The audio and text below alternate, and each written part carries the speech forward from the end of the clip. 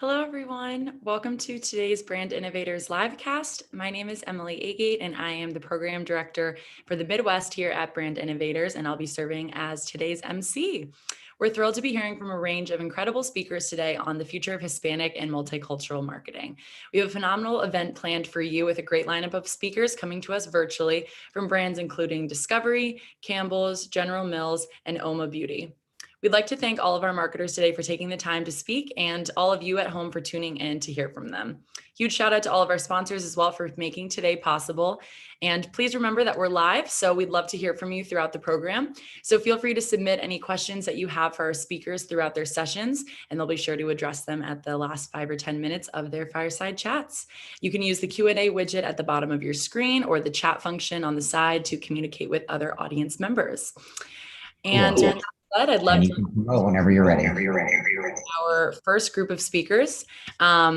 We are thrilled to introduce David Tardido, the VP of Integrated Ad Sales for the U.S. Hispanic at Discovery. And moderating this will be David Teicher, the Chief Content Officer here at Brand Innovators. Thank you so much, Emily, for that warm introduction. Always great to see you. I know. I was like, got another Brand Innovators face on the screen today. So I'll hand it over to you to kick it off from here. All right, fantastic. And the man with the best name, I love it, David Tardio. How you doing? Doing well, David. Great to be here. Thanks for having me. We are excited to have you. I got to tell you, on this topic in general, multicultural marketing, we always have our ears to the ground. We're talking to brand marketers literally day in and day out. It's what my team and I do here. And it's one of the most prevalent recurring topics that we hear about these days when it comes to interest, from our community in terms of learning about, in terms of investing more in. We have a multicultural marketing council. We also have our marketing leadership council that has, again, they've expressed a lot of interest in this category, in this space. And I'm really excited to dive into things with you so we can educate me personally, but also our community at large. So I'd love it, if you want to introduce yourself, give us a little bit of your background, and then we can kind of dive into the material. Yeah, thanks. And a great introduction. So I'm David Tardio. I'm the head of sales and marketing for Discovery's U.S. Hispanic group. Have basically spent my entire career focused on this fantastic Hispanic marketplace. From the late 1990s, I was involved in sort of, what we call digital, but now at that time was the interactive kind of ad category, focusing again on U.S. Hispanic and Latin America. I'd spent some time at Azteca America, Univision, and for the last 16 years or so, I've been a part of this fantastic company, Discovery, and the U.S. Hispanic division here. I love it. Oh, and we've got already a comment. You got a colleague from Azteca. I love it. So let's kind of lay down the landscape for a second, Sure. Right? So multicultural marketing, it's obviously not a new topic. This is something that's been around for a while, whether it's Sure. Marketing and engaging with Hispanic communities or other, groups. But, and it's always important, but it seems to ebb and flow in terms of popularity as an industry topic, in terms of investment in, Mm-hmm. dollars, from the marketing and advertising community. And what we talked about in our prep call is that there was a bit of a boom in the early 2000s. Things kind of lulled a little bit, and now we're seeing a bit of a resurgence in interest in this theme. So can you give us a little background on the history, when it comes to this? Yeah, I think I could do that. And I'm going to preface anything I say here that I'm certainly not a scholar, right? So everything that I say here is based purely off of the experience that I have had, and certainly the research. This is obviously a community that I'm very passionate about. But really, I think before we talk about the future, right, I do think it warrants looking at the past a little bit. And for those that are part of this call that may not really understand kind of how we got to where we are today, even something like as ubiquitous as the term Hispanic, how it's used, where it came from, this kind of stuff, I think is really important. So without taking really too much time, I think, if we go back to really the 70s, so to speak, this is when the term Hispanic kind of started to come into play. And really at this time, what we were seeing in this country was a tremendous pocketed segments of of populations that were of Spanish-speaking descent, right, in the country. So you had, for example, Puerto Ricans in New York, Dominicans in New York. You had Cubans in Miami. You had Mexicans in California and Texas, and Mexicans in Chicago, and this kind of stuff as well. And so I think there was a burgeoning, a segment of the advertising industry at the time that was saying, look, these numbers are growing, and they're huge. They're starting to become very significant here.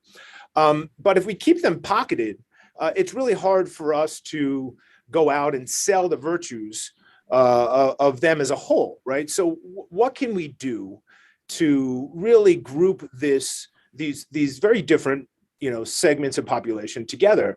And so in the 70s, this term Hispanic came, and I think it was 1980 census was the first time that the Hispanic, origin category was part of the census survey.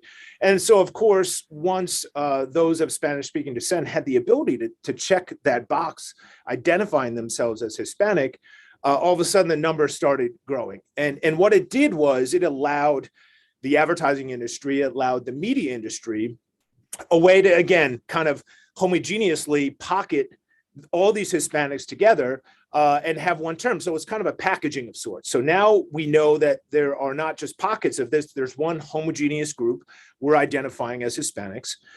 We now have the ability to go out to Madison Avenue, to Fortune 500 companies, et cetera, and sell this marketplace, right? And in doing so, what they did, I think in retrospect, some may look at as a sort of disservice to these very complex and rich segments of the population. They started kind of assigning characteristics or traits to this group and defining them as universal, right?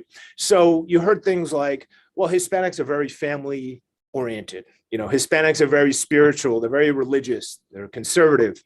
They're brand loyal. They all love football. They all love soccer. This kind of stuff. And so again, in doing this I don't blame the Univisions of the world. I don't blame the pioneers of the ad world for doing this, because it gave a very sort of simplistic way for them to go out and sell this marketplace and to start getting money dedicated to doing Spanish language campaigns and marketing and this kind of stuff.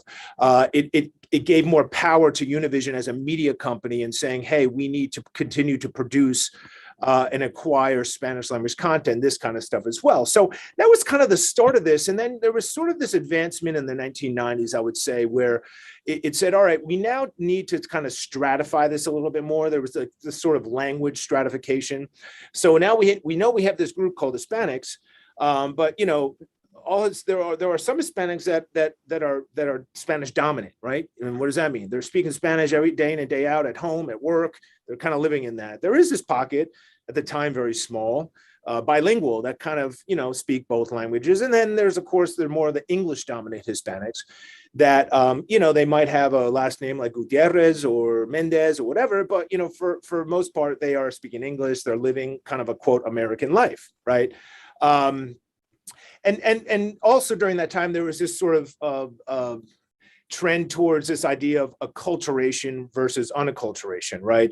And at the time, the definition sort of was like this. Well, Hispanics that are immigrating to the United States are unacculturated. What does that mean? They're sort of living here, but they're still kind of living like they were living maybe in Mexico or Puerto Rico, where it is. They're living in communities that are predominantly, if not 100%, Mexican or Puerto Rican. They're speaking Spanish. They're marrying Mexicans. They're marrying, a husband and wife is Puerto Rican, and they're kind of living in that sort of silo. Whereas again, you had that other sense of acculturated, which meant they're more American than anything.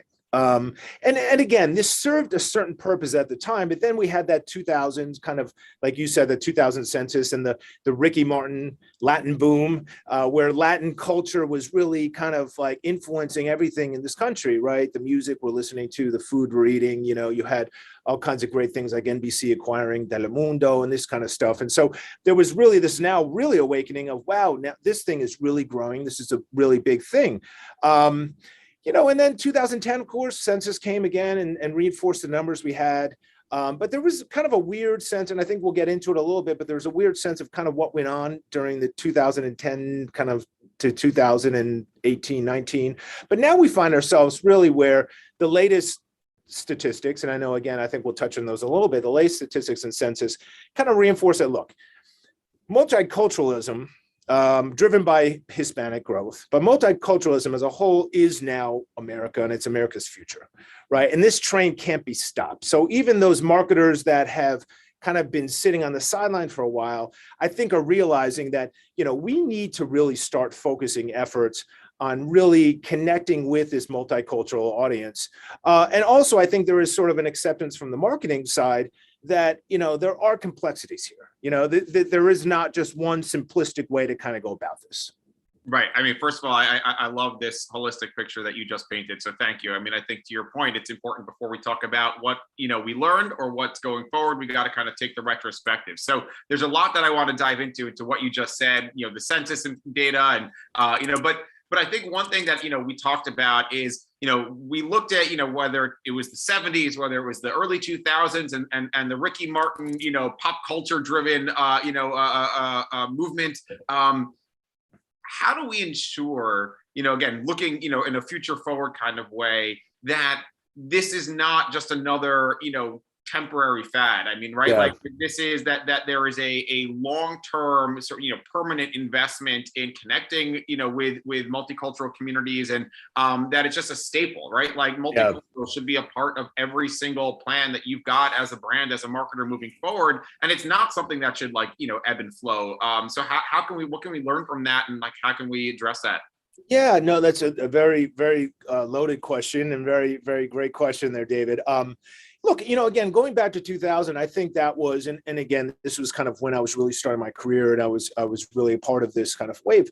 There was this sort of awakening again of this Latin boom, and I think, as I mentioned earlier, Latin culture, food, etc., music started to really influence the totality of American culture, right?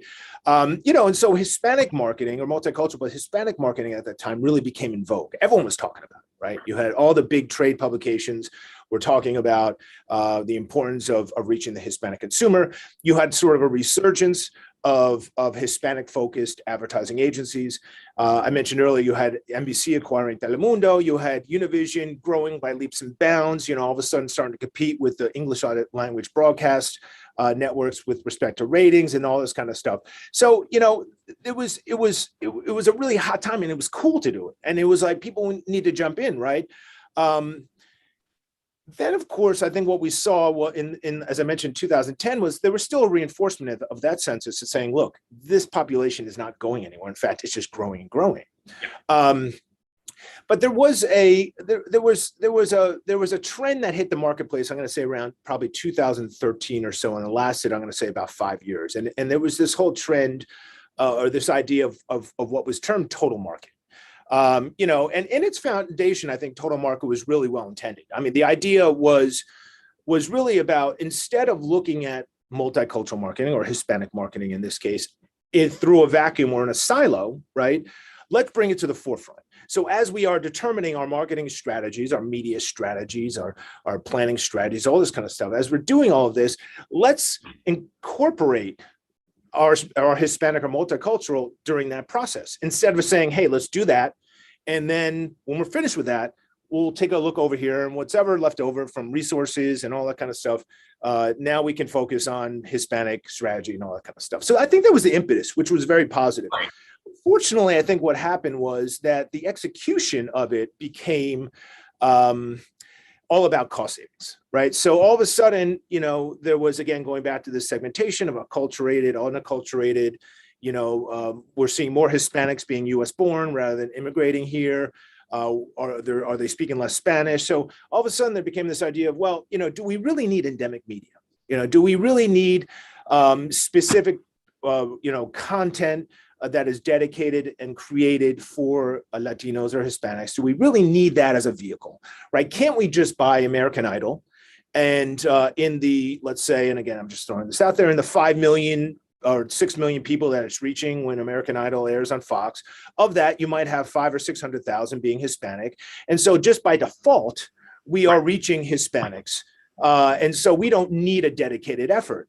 And what I think happened at that time then was, all of a sudden, that was great because we don't necessarily need to spend the money and the resources to have a dedicated effort. But unfortunately, the results were very negative, right? Sales were decreasing, brand recall was decreasing. There was very little connection. I think Hispanics really felt like, you're not speaking with me. You don't have a genuine interest in connecting with me. Why do I need your product? Why do I need your service? And so all of a sudden, I think corporations realized sort of in that 2017, 2018 that, hey, we need to rethink this thing. And I think that's where we are today. So it's interesting because I think, and I'll address some of the comments and questions in the chat. I mean, first of all, Gene, I wasn't implying, based on your comment, I wasn't implying that multiculturalism itself was a fad, but more that we want to keep this as a long-term part of marketing programming and advertising plans, as opposed to being just an industry buzzy topic that wanes after there's another shiny object, right? So just to clarify that question, but to your point, David, it's interesting because we hear a lot about to your point about building authentic relationships and one-to-one personalized marketing. And again, with things like cookie deprecation and what we're seeing on the data side, some of that is going to, the opportunities to be so hyper personalized, digitally are going to be impacted. So, potentially taking the learnings from what we know about, specific audiences and communities within, the multicultural, audience, that provides a new opportunity, right, to kind of think about those more meaningful, personalized opportunities to engage that you may lose from, the cookie deprecation and things like that. So, I want to take, we have a question, but just, it does play into, what you just said, and kind of my next question in terms of, where do we go from here? From here, do you foresee, general marketing and multicultural marketing teams merging, on the brand side to just organically cater, will be, that comes from Ricardo in our community, and who just submitted that question, or do you see that there's going to be continued silos and kind of different teams operating in parallel? What do you see there? Yeah, I think that's a very fantastic questions here. I think the first thing to say is that there's a sort of realization right now that there's a fantastic complexity with all of marketing today, right? Gone are the days where kind of one size fits all. We're seeing fragmentation of media. We're seeing fragmentation of audience. We're seeing people looking to kind of be consume media across all different sorts of platforms. You mentioned again the cookieless world. What impact that's going to have, and the use or lack thereof of data with respect to really having that intimate connection. I think again, ultimately, marketing has trended where the marketers want that intimate relationship with each customer, right?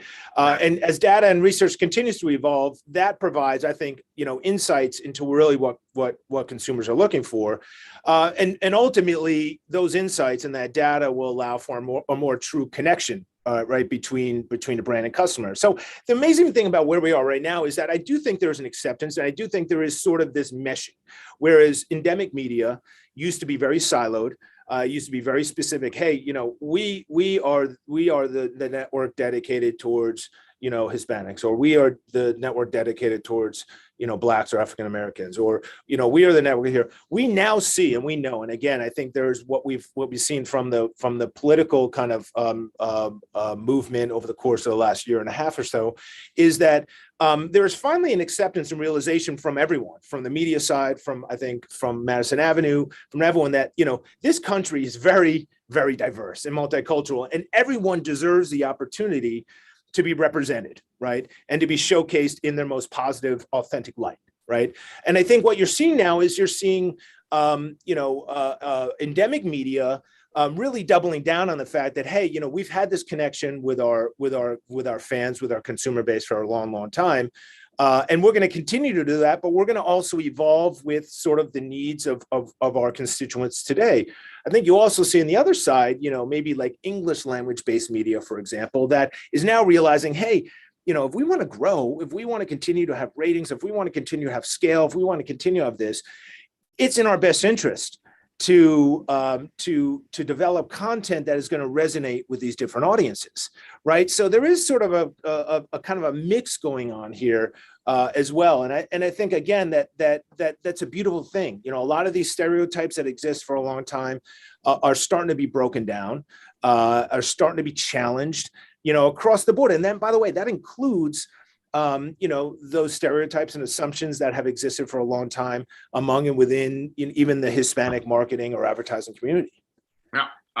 So let's. I mean, I think you know, you're on point, and I want to keep. You know, I know we only have 20 more minutes. There's a lot of stuff that I want to get into. You know, you mentioned the census data. You know, again, where you know, every few years we kind of learn different things.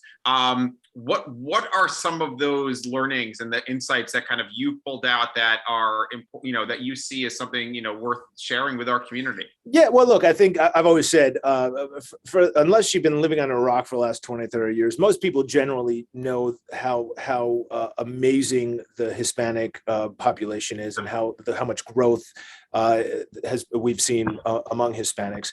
But, you know, look, I think here, to no surprise, especially people like me that have been working and focusing on this industry for a long time, you know, since 2010, we see a decrease in kind of the non-Hispanic white population, and a huge, significant increase on multicultural groups, right? When we talk about Hispanics, right now, there's over 62, and again, this is reported, there's probably a bit more of, you know, if we count sort of unreported, but over 62 million Hispanics living in the US. It's 20% of the total population. When we talk about buying power, it's like $2 trillion, huge, right? When we talk about population growth, so Hispanics were responsible for 50% of all the US population growth over the last 10 years. And that is a trend that's going to only increase in the next 5 to 10 years. You know, I think it's always interesting to make note of things like states like North and South Dakota. So huge increases in their Hispanic populations, right? So this whole idea of, well, Hispanics are living in LA and New York and Miami, Chicago, you know, Hispanics are everywhere right now. Every single state, every single county around this country, right? You know, and then for me, there's two things that I think are really important as well. The first is the number of Hispanics who identify as multiracial, right, increased dramatically. So in this particular census, more than 20 million Hispanics identify with more than one race versus I think something like 3 or 4 million in 2010, right? Again, that serves to reinforce this idea of the complexity of this market, right? And secondly, I think what's really interesting too is that, you know, we talk about language. Language is really important, and this is a topic that has always kind of been front and center when you're talking about marketing to Hispanics. How important is it to be in language, this kind of stuff as well. So what we see in the latest census report is that there was a big increase in the percent of Hispanics that speak English proficiently, right? And there was actually a tiny decrease, not small, a tiny decrease of Hispanics that speak, the percent of Hispanics that speak Spanish at home, right?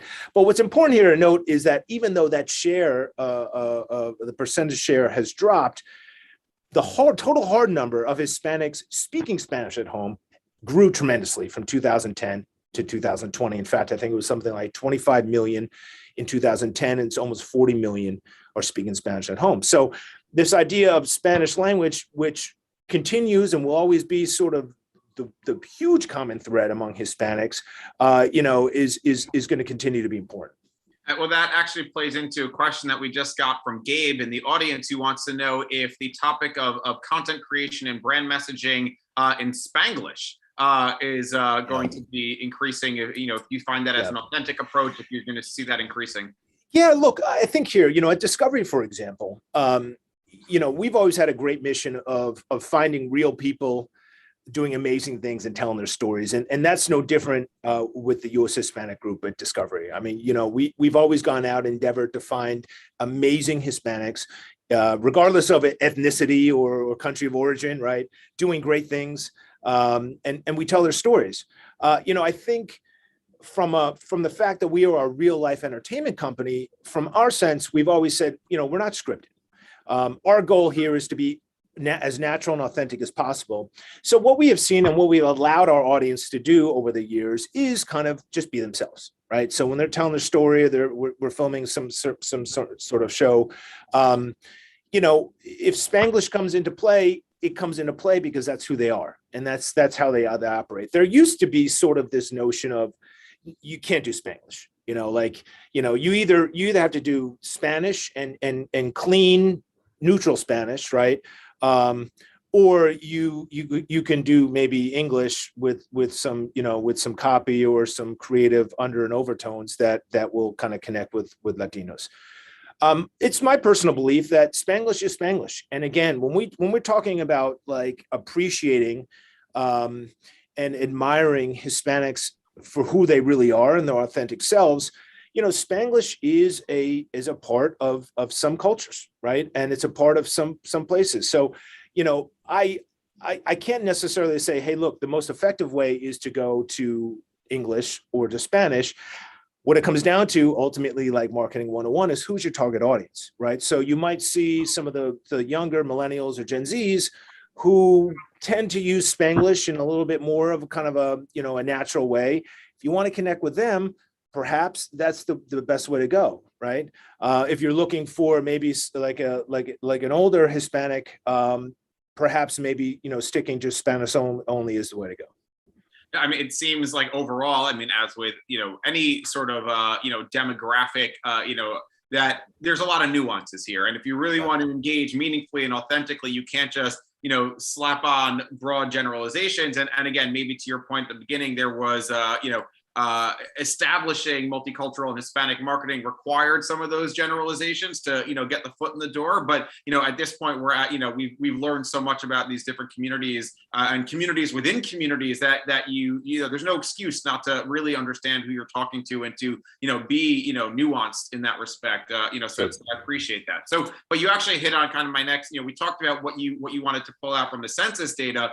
But what about from your time at Discovery? I mean, you guys do some amazing work. You help brands connect, with multicultural and Hispanic audiences. What have you learned in terms of what works and what doesn't when brands want to do that, get more involved? Yeah, I think from our point of view, what I've always loved about being part of the U.S. Hispanic Group at Discovery is that we've always sort of dismantled the stereotype and assumptions that comes to content, with respect to Hispanics. And in fact, I always love telling a story. When I started and we launched Discovery in Espanol back in 2005 or so, we started doing our road trips and going around to different agencies, and in particular meeting with some really dedicated, Hispanic advertising professionals. And you'd be surprised, we had some not backlash, but there was a lot of reservations. There was a lot of like, well, we love Discovery, we love the brand, but, the type of content that you have, natural history, science, ingenuity, technology, this kind of stuff, we're just not sure Hispanics are really going to be into that, right? Hispanics want telenovelas, they want football, right? They want the gossip shows, news, and that kind of stuff. And our mission was always, well, no, we believe Hispanics are looking for more, right? They're looking for differentiated, high quality content. They're looking for content across all different genres, way beyond just kind of what they were being served from Univision and Telemundo, that kind of stuff as well. I'm happy I'm still here 16 years later. So obviously kind of our hypothesis, right, kind of rang true. And so, for us, our goal has always been, and our mission has always been, to inspire Hispanics to live their best true lives, right? And the lives they're living today and the lives they'll be living tomorrow, not necessarily the lives they were living 10 years ago or their parents or grandparents were living 20, 30 years ago, that kind of stuff. So, for us, we've always been moved by this idea of providing Hispanics, content, original programming, specifically developed for their true interests and passions today, right? So when we think about things, and we used to go through, and I used to hear a lot of pushback on, well, I don't think your content is culturally relevant. I'm saying, culturally relevant, if you're talking about, again, having football or showcase, you're right, it's not, but it's human relevant, right? And the last I checked, this segment of population is very human, and so when we talk about the content and the genres that we sort of own in this space, we talk about home content, food content, auto content, natural history, all this kinds of stuff, right? I think when you come back to it, for us, it's always been about what are Hispanics looking for? And the great thing for us has been through focus groups and everything is that we have heard over and over again Hispanics saying thank you. Thank you for not underestimating us, right? Thank you for giving us access to content that is inspiring, right? That is empowering, that is entertaining, educational, all this kind of stuff, right? And so, for us, that's kind of been our driver and something that we've held on to. So again, I think for us, what has been great about our advertising partners is that they have the ability to sort of connect with that relationship that we've developed because of this, and really tap into it. I mean, I love that. I mean, right? People are complex, regardless of your background and culture. You can enjoy watching soccer and telenovelas, and you can also enjoy watching history documentaries and National, Geographic program, right? Like the science programming, right? Like there's definitely, people are complex. So the fact that you can kind of learn about your audience and cater to them in that respect is fantastic. So just I would say, let's kind of keep building on that. So let's say I'm a marketer for a second, and my boss, my CMO, comes to me and says, "Hey, we're going to invest. We really want to invest more in broadening our multicultural marketing planning and our Hispanic marketing planning. What advice do you have, for our community in that respect, who are looking to get more involved in this space and to devote more time and resources and energy into connecting with multicultural audiences?" Yeah. Again, another great question. I think this is going to sound very simple, but the first advice I would say is that, make a genuine commitment to doing it, right? Simply kind of dipping a toe in the pool to sort of check a box is really only going to be a waste of resources. And ultimately, probably what is going to happen is that you're going to have dismal results, and it's going to, so you got to commit. You got to commit the resources, including the money, et cetera, to doing this and doing it right.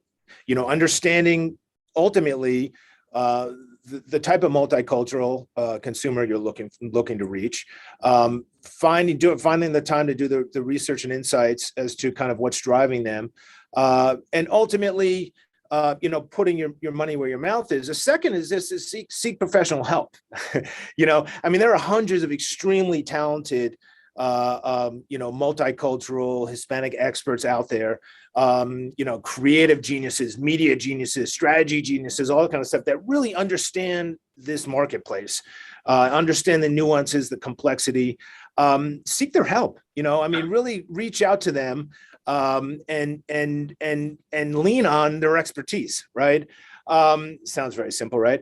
And I guess maybe the third is this is kind of what I've been alluding to over the theme of. So keep an open mind and challenge what may be sort of preconceived notions of how you should approach this thing, right? For years, for example, we would encounter people saying we have a great Hispanic strategy, and you should take a look at our media strategy. And what that involved basically was, hey, we're going to take our general market English language spot, we're going to translate it into Spanish, and then we're going to buy Univision or Telemundo, and we're going to go like this and say we're done, right?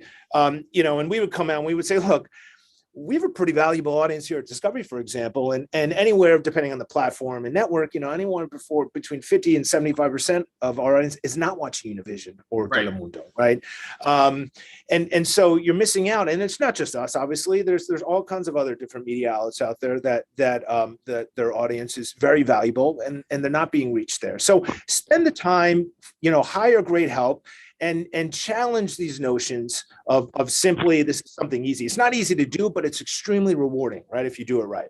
Absolutely. So who would you say, and we got 5 more minutes to wrap up here, like, are there any, brands, either in general that you see are doing this really well? It's just kind of, they've just done a fantastic job, with engaging with multicultural and Hispanic communities, or, specific campaigns that you would kind of point out as like, hey, this is kind of, one that we would look at that, again, whether it's something you guys did at Discovery with your partner or in general, like who's doing it well? Yeah, that's a great, well, one, putting me on the spot here. I mean, we've been fortunate to work with hundreds of fantastic, marketers and brands that have really committed to speaking with this audience, right?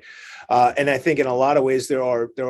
I could sit here for the next 2 hours and tell you a case study of great brands and what they're doing. Certain come to mind. Generally speaking, McDonald's has always been fantastic at what they do. I think they've made a concerted effort and put, like I said before, the resources behind their multicultural strategy for years and years and years now. And I think they've also layered sort of a widespread strategy with localization, and realizing that because of they tap in their franchisees and the information they have from them, let's be widespread, but let's be hyper local as well. They've been a huge supporter of endemic media for a long, long time. They do a great job. I think a retailer like Target has always been doing a great job as well. I think Target, why I would point them out is that I think from a strategy point of view, they were one of the first to really accept the complexities of the Hispanic marketplace. And rather saying, hey, we need to generalize here, they were saying, hey, let's celebrate the tremendous amount of differences and complexities that exist here. And they did that through a number of really unique sort of campaigns that I think went viral and all this kind of stuff. I think, I'd also mention something like a Verizon, for example. I think the mobile carriers know absolutely how Hispanics are over-indexing on smartphone usage, cellular, all this kind of stuff, right?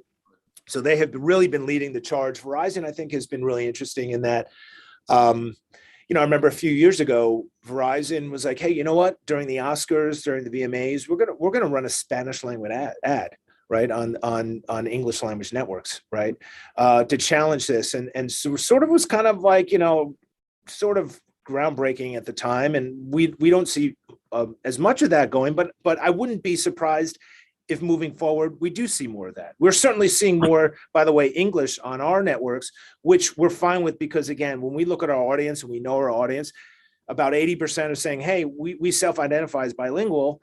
We know they're living in these worlds. If a advertiser is saying, hey, we want to run an English language ad for whatever reason, we're okay with that. And then I think the last I would mention too is we've had a great partnership with Lowe's this year when we launched our new network, Hogar de HGTV, which is our network dedicated to food and home for Hispanic enthusiasts. Lowe's has always obviously loved and have really appreciated their Hispanic consumer base, but I think they also realized they needed to start evolving as well as the Hispanic market starts to change, and they started to realize as well we have a lot to learn. So in this particular partnership, it's not just transactional, right? It's not just, hey, we can throw your logo all over our great home improvement shows and that kind of stuff. It's really about, working together to find insights, research and insights about, what's driving Hispanics consumer patterns, in the home improvement category, this kind of thing. It's developing content together, sharing resources, this kind of stuff as well. So, these types of things I think are really, really key. And again, when it comes down to it, ultimately it's about commitment. It's about committing to this, being open-minded and willing to learn, and finding great partners out there. Those are some amazing examples, and hopefully we can get a part 2 on the books, and do have a full-on case study with a great brand like that to kind of walk our community through what it's like to bring a campaign and these efforts to life. So we got 1 minute, and I'll bring before our next speaker. So I'll end with this. Over the last year and a half, been a lot of craziness for everyone, including our industry. But I think one cool thing is that a lot of people have taken on kind of new personal, habits, behaviors, life changes. I started boxing, and baking. Have you taken, what's going on in your life as David the person? Have you binging any new shows? You started making bread? What's going on? Well, I can tell you this much. I started probably taking care of myself a little bit more. Started working out a little bit more. But for me, it's rather than focusing outside, it's been focusing sort of inside the home. I've been really enjoying the fact that my boys are growing and taking advantage of the time that I could never get back, of being, more closely attuned to their lives and being more integral kind of in their physical daily lives on a day in and day basis. So, that for me has really been the most rewarding point of this kind of craziness that we've been going through overall. And again, they always say there's a silver lining for anything, even things that might be construed as being negative or bad. And if that's the one silver lining here, I'll take it. That's for sure. I mean, I get it. You know, I've been working from home here with Brand Innovators for 7.5 years. That family time is so valuable. So I love that. I think it's a great note to end on. I think we got a lot of great stuff covered. So I'm hoping we can chat again soon. But David, this was great. And I see Emily's back to kind of make the transition. Thank you for the opportunity, David. Really appreciate it. So much. I don't think I've ever seen our chat function as popping off as it is right now. People are just really, you know, resonating with what you're talking about and sharing their own feedback. So thank you so much. Really appreciate it. And have a great rest of your day. Yeah, I like to think that they're talking about me, all these great job Davids, but they're clearly talking about you. So thank you. Don't sell yourself short there. Thanks again, guys. Have a great rest of the event. This is great. I'll be watching. Thanks. Well, what a great note to start off on. And thank you again to everyone who's submitting, you know, your thoughts in the Q&A function in the chat panel. We really appreciate it and encourage you to continue doing so for our upcoming sessions, because we have a few more incredible speakers on deck. So without further ado, I'm really excited to introduce our next speakers. We'll be hearing from Mariana Uribe, the marketing category lead for the global esports and LATAM for Campbell's Soup. And moderating the session will be Annette Fonte, the EVP of Managing Director for VMLY and R Commerce. That one's always trips me up. Hi, Mariana, how are you? Hey, great, and you, Emily? Good. Thanks so much for joining us today. So glad to have you here. Thank you for the invite. Very excited.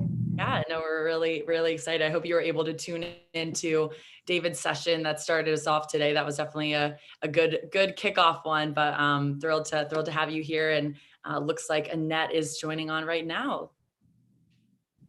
Hey. Hi, how are you? Good. How are you doing? I know, Emily, we give you all like the tongue twisters to do all in one page, right? It always trips me up. I'm like, it's so many letters and I'm like VMLYNR. So I got it on the second try, but really glad to have you here. So I'll hand it over to you, Annette, to kick it off. Awesome. Yeah. So, hey, I am super excited. So Mariana and I have had a chance to really get to know each other. And I am just, honestly, I can talk for hours on this topic. And so it's a little bit different than what normally happens on a multicultural marketing panel, which I think is so great. So, you know, this one is all around marketing, Hispanic marketing at a global scale, right? So how do we unlock market growth? You know, most of the time we see these panels sort of talk about how do we connect to the U.S. Hispanics. Today, we're going to flip it around quite a bit and talk about how we take U.S. brands and take all this sort of North Americanism, if you will, and export it out into the world.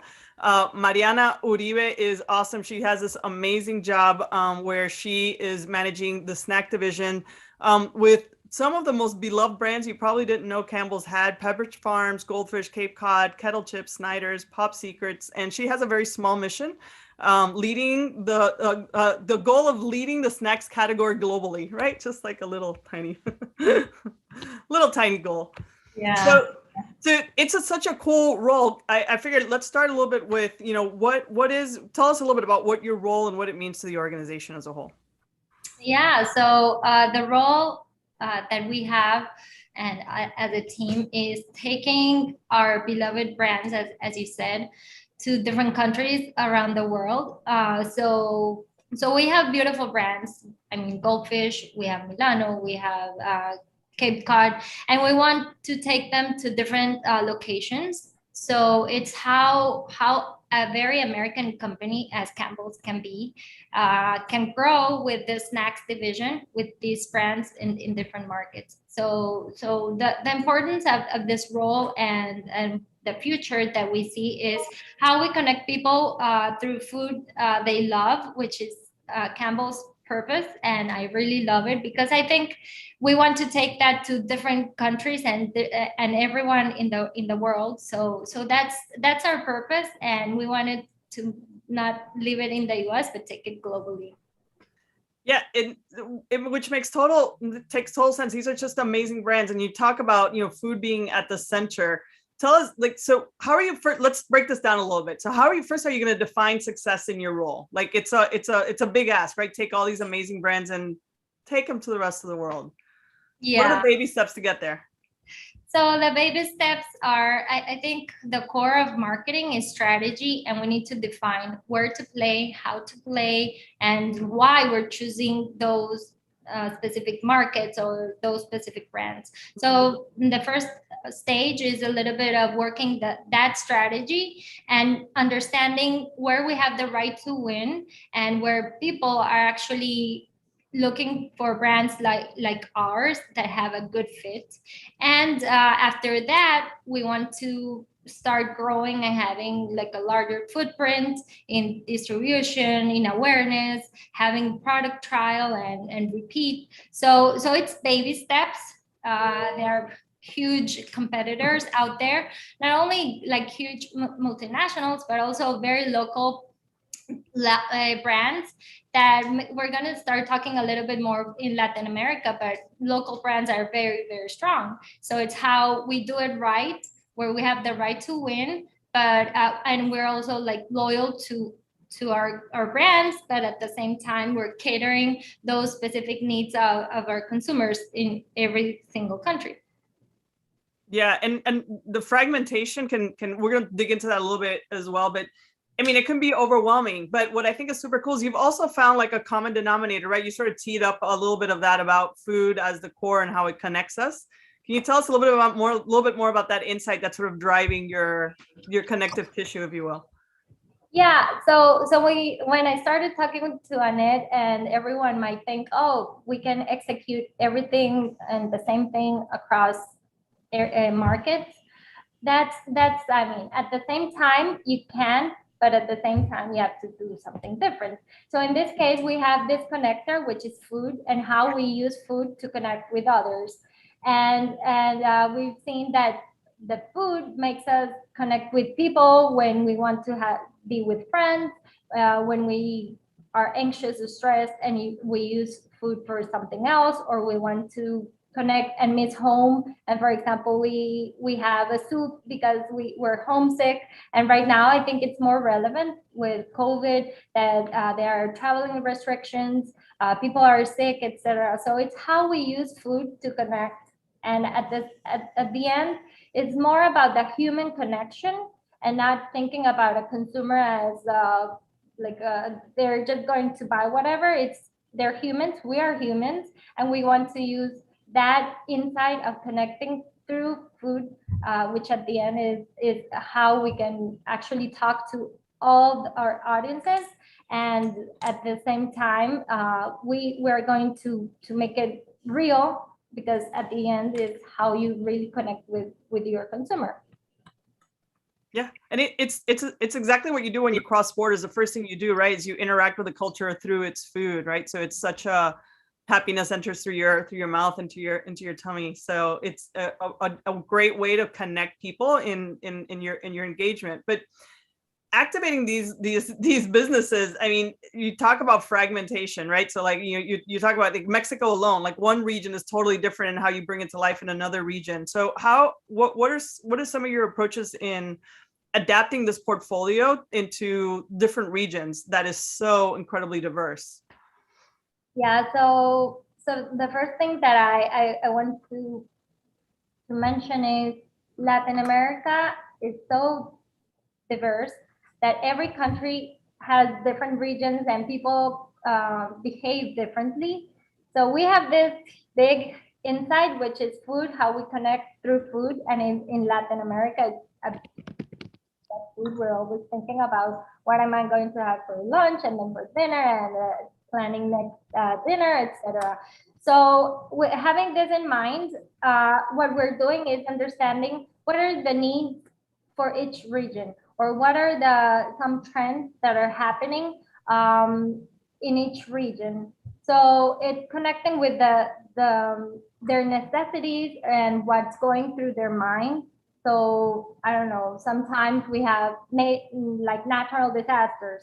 How you connect with someone, with an audience, with your brand, if they have something going on, or people like different flavors, or they love more sweet products in one region than another, and how as marketers we can adapt and cater our portfolio So one thing, like one way is adapting our portfolio and choosing the right flavors and products to sell in that area. Another one would be package size.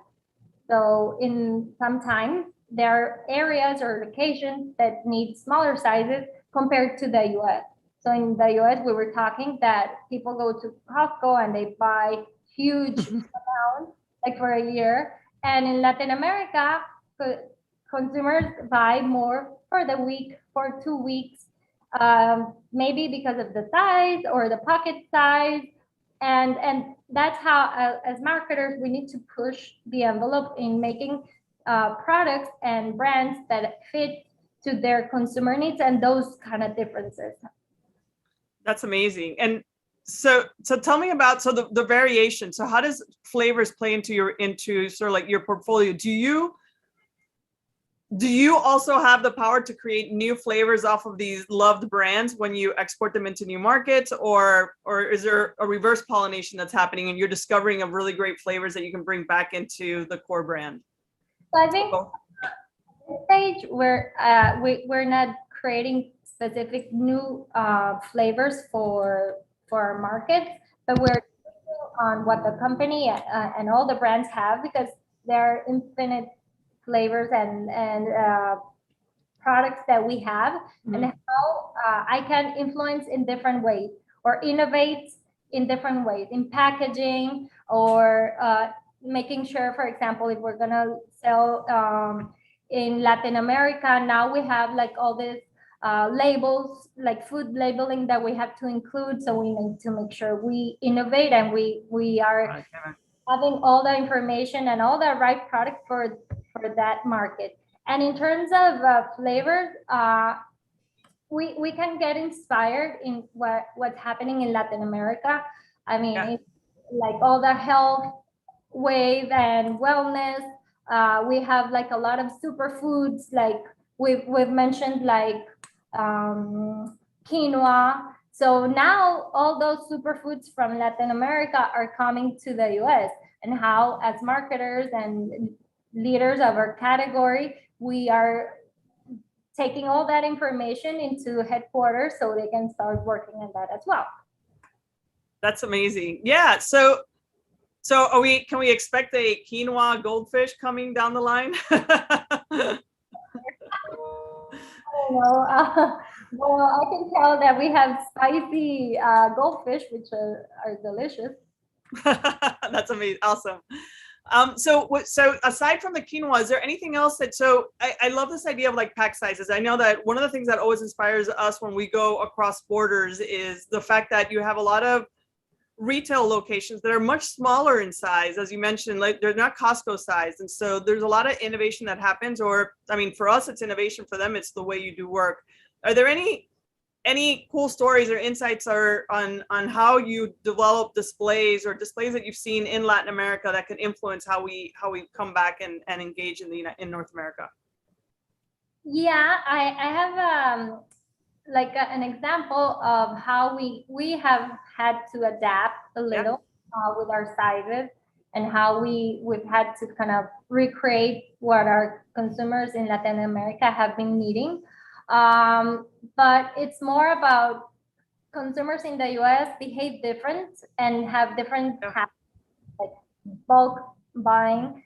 But in Latin America, we're still like single size purchases.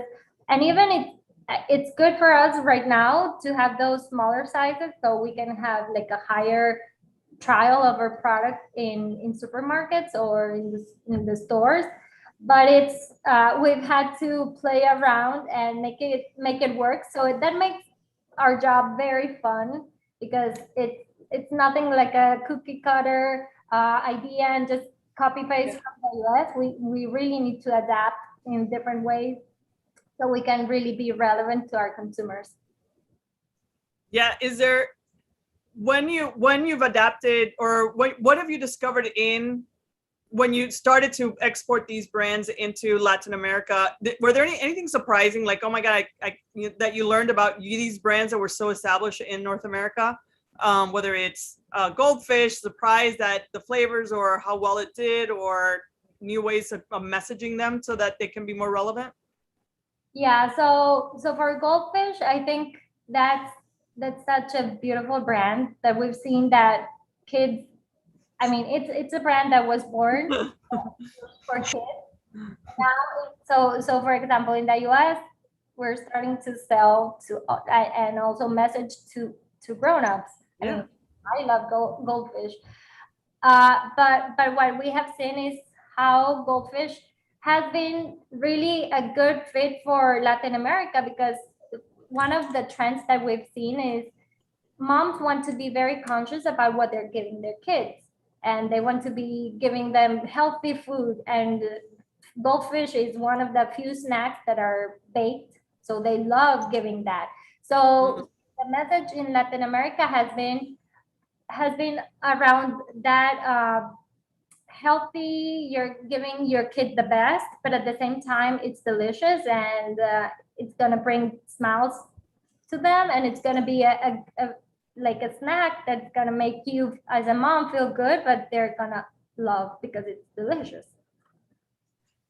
Do you have other brands in your portfolio that you've had unexpected challenges when you were exporting them, in terms of how they cross the border, and how did you adapt to make it relevant to the market? Yeah, for example, we have a Kit Kat, which is a brand that in the US has very high awareness, but in Latin America it doesn't have much awareness at all. So that has been like one of the few challenges of how we can say we have a premium price versus the competition. But when they try it, so the key here is trial. So they try us, and now they understand why it's so good and addictive. I mean, you can't stop eating chips.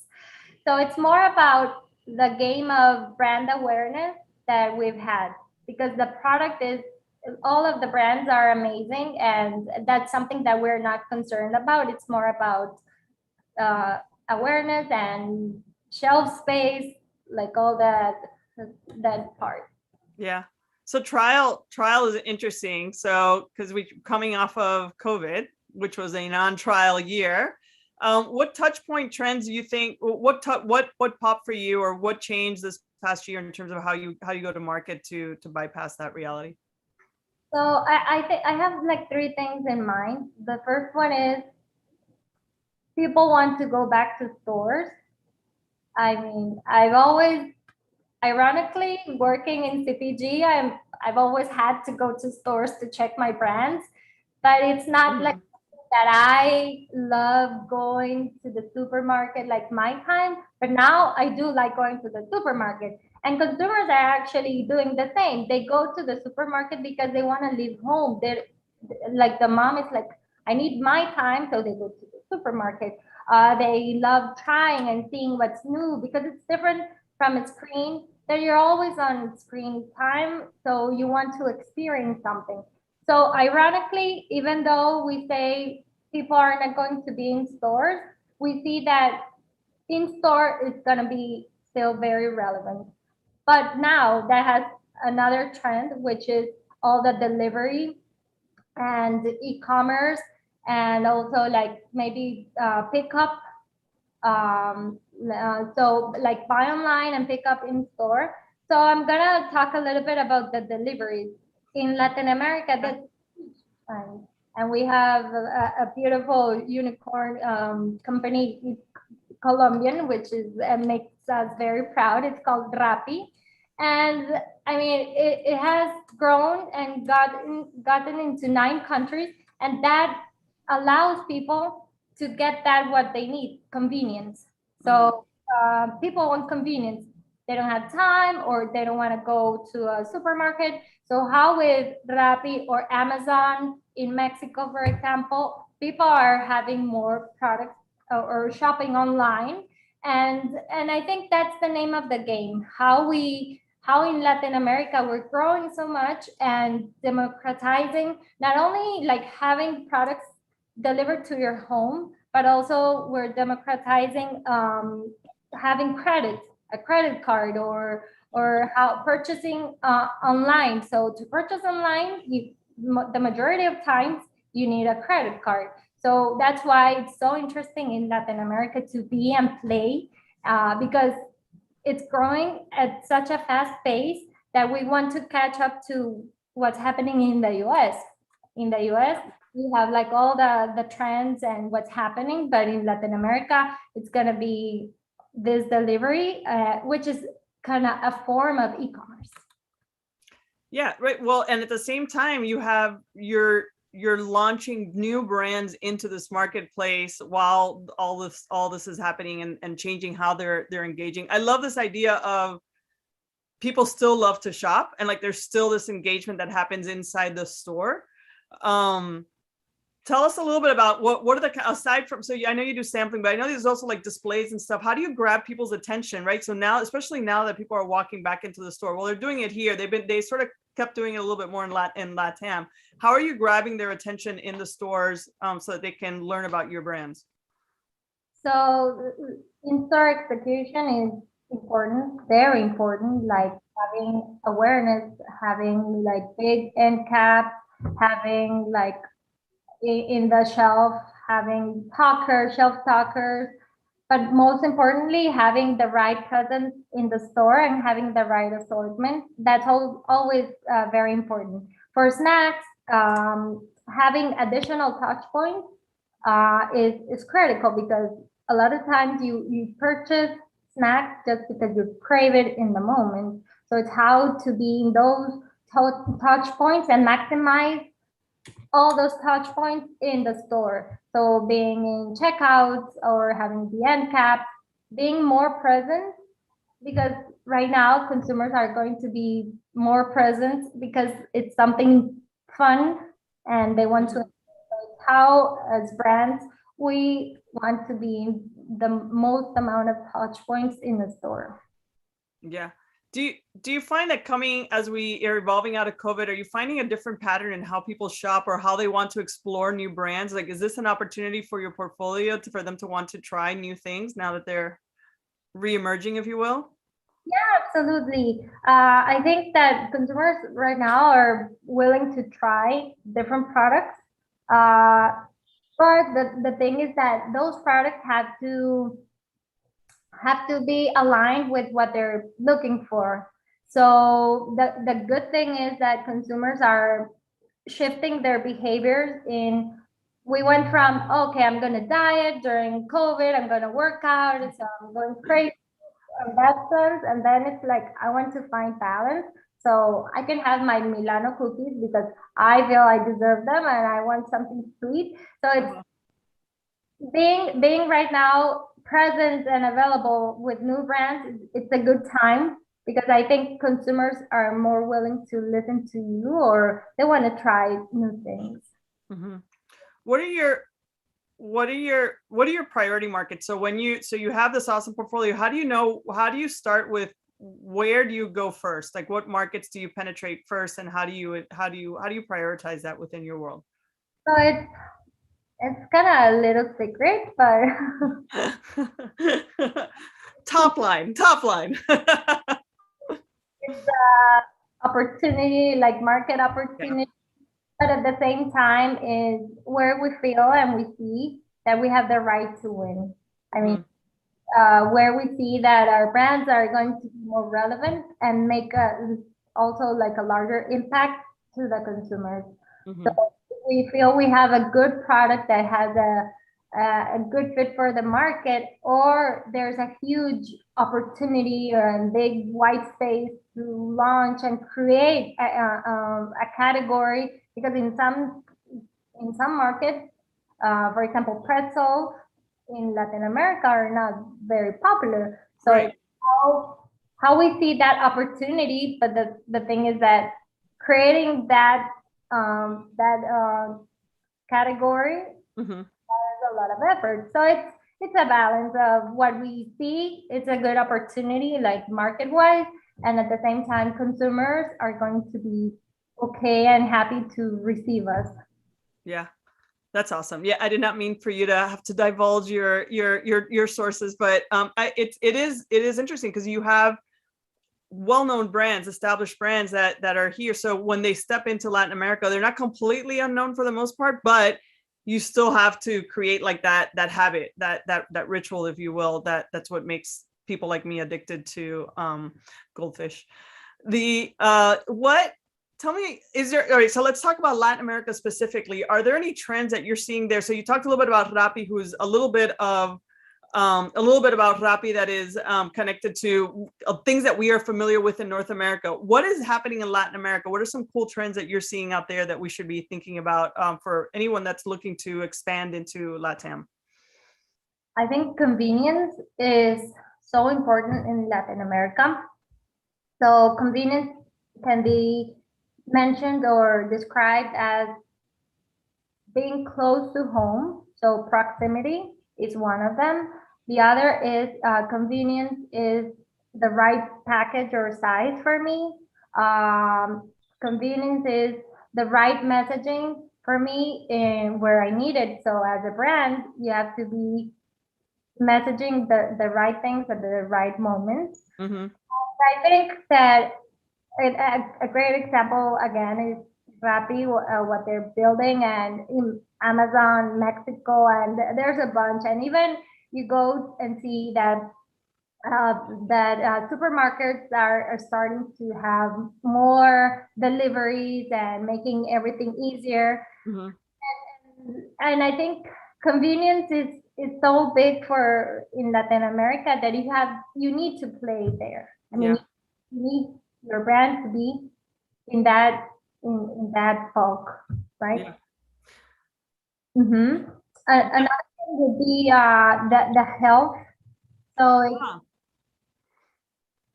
in Latin America, we're always very healthy and clean, conscious about like if you're healthy, and more with COVID. So being precautious. So having healthy food, like food that's good for you. So for example, we have Leche Light that has organic ingredients. So how we're starting to really be conscious about what's in the product I'm eating, right?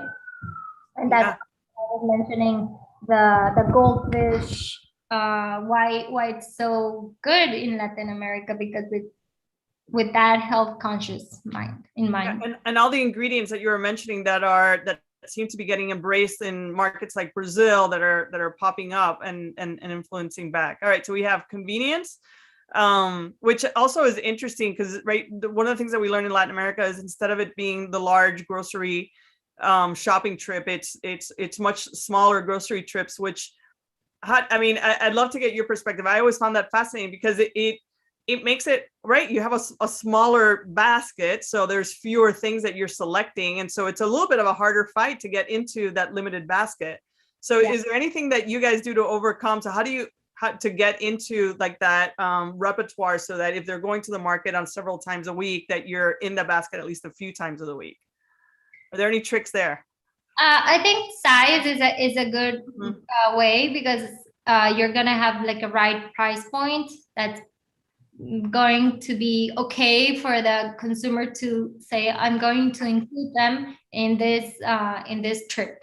So I think size goes with price. In Latin America, we're very price conscious, and we have different realities. So I think that's the way that brands can be adapting to our Latin American consumer. Awesome. All right, so I've discovered the Q&A session. So sorry, folks, that asked the questions a little bit ago, but we have a couple of cool questions. If you don't mind, I'm gonna shift over to those. But are you going to market in Brazil? Do you have to create a different strategy for this country, and probably within the country, considering its unique culture, language compared to other Spanish-speaking countries? Do you even consider it focus as a Spanish, or do you go bilingual? No, we need to go bilingual. So all of our products are in English, and we need to. I mean, Brazil is a huge monster. So for now we're selling through Sam's Club, so you can find us there. but I think that's something that's going to be in a second phase, because it's so big and such a big opportunity that it requires a lot of attention. And for sure, Brazil has, I mean, if we're talking about multicultural and diversity, Brazil has it all. So yeah, it's a great opportunity. It's its own market. Yeah. And add to the fact that you're competing against, to your point earlier, you're competing against really strong local brands within the space as well. You really are the outsider, sort of battling to get in there. Yeah. Leonardo shot a note also, which I love this too, is how do Latin American brands influence Hispanics in the US, right? So we understand that many US companies have brands in Latin America. Do you see them importing? It's almost like your job in reverse. So like, is there someone who has your job in Latin America bringing cool products back into the United States? Well, yeah, I mean, I'm in Miami, so maybe I'm very biased of what I see here. Yeah. And if you go to Texas, you're going to see a lot of Mexican brands there. So here I've seen a lot of brands from Latin America, specifically from Colombia, that are starting their operations and starting to grow here. So I think as an American company, we're going to Latin America, they're also coming here and they're growing. And as David from the previous chat, he was saying how important and how big the Hispanic market is in the US. I think we're going to start seeing that more and more, of having more brands coming to the US. Yeah. There's a market, I mean, and that they play that touch with back home. So I think they have like a lot of history and stories to tell around with their brands as well. It's gonna be. I agree. No, there you go. Now you have a second job of importing brands back into the United States for Campbell's. Juan was asking a question regarding flavors and such. He said, have you seen a trend of Hispanic brands, products, and flavors that are becoming more mainstream? And if so, what have been the key drivers, and or what are some of the flavors that you're seeing popping? The flavors. So what I think is that in Latin America, we tend to have a very sweet tooth. So we like sweeter products. And caramel or dulce de leche or arequipe, that's one of a very favorite flavor, and chocolate. So I think those two are very strong, and products coming from Latin America that have caramel or chocolate are going to be a great opportunity to have us buying them. But it's that how we are a little bit different from sweeter products or less sweet. I mean, if you go to Europe, they're not gonna have that sweet tooth that we as Latin America have. Even within Latin America, we have like Puerto Rico. They love sweets. I mean, they're like crazy, like we say like little ants. Yeah, it's a higher. The palettes do change across. I know that's a big opportunity with chocolate brands as well, as they think about exporting and crossing markets. The amount of sweetness in their products has to evolve as well. Mm-hmm. When we first met, one of the things that I loved was, you talked about, the success in this role was it's no longer about just sales, but it's really about strategy and being smart about how you kind of approach and goal. For those that are looking to do something like this and export out, tell me a little bit about that role that strategy plays in really uncovering those opportunities that makes it different than just a pure sales play. Yeah. So I think the fun part and the interesting part of this kind of role is you have to be you need to adapt quickly. You have to be very curious and constantly be open to change. And when strategy comes, normally we think, oh, this is how it used to be forever. I'm gonna copy paste. So it's how like being a strategist is how am I going to be in the right place with the right products, with the right data as well? And if we don't have data, you need to make educated guesses and try and learn very quickly. So it's more of like your strategy role has to be adapting and trying. And I think testing is huge right now. So you need to be open to have fun and change, and what works today, it's not going to work tomorrow necessarily. So it's more of how flexible you are and willing to learn, because every day you're learning here, which is pretty cool. Yeah. I mean, being flexible and making sure like it's not a plan that this is my plan to execute, recognizing that it's going to change, right? So I mean, if COVID taught us nothing this past year, is the ability to find a way to embed flexibility within your plan. How big I know we're down to a couple of minutes. I have one more question. I have two more questions for you, but I try not to ask anymore because I feel like we're on the back end of COVID, but how did COVID impact you, maybe a little bit in terms of your expectations or go-to-market strategies as you're sitting in Miami trying to execute in LATAM? Wow, that has been huge, because the reality in the US, even within the US, you compare California with Florida, we've lived different lives. So being here in Florida, it's like there's no COVID or whatever, you're free. But when you go to, and you see in Latin America, there are countries that were completely shut down. And there was curfew, and people couldn't leave their apartments, not even like going to the park. No, they couldn't leave their apartments. So they lived a very harsh and different difficulty. And we have a lot of people that work day to day to eat. I mean, it's not that they have savings all the time. So the reality has been so drastically different. Supermarkets were closed, and it went up and down. So it's how, as a company, you have to adapt, and as a marketer, you adapt in your communication. You need to be willing to understand they're not going to the supermarkets because okay, they're closed, but then they're afraid, and then okay, they're starting to go. So it has been like a roller coaster. And I think specifically in Latin America, people have been having a lot of challenges, and how as brands we can make them ease those hardships. Yeah, well, and overcoming all the supply chain issues, again, not when you're baked in North America, executing in North America is one challenge. When you're executing out in LATAM or exporting out, that has to be an added layer of hurdles to jump through while we're growing.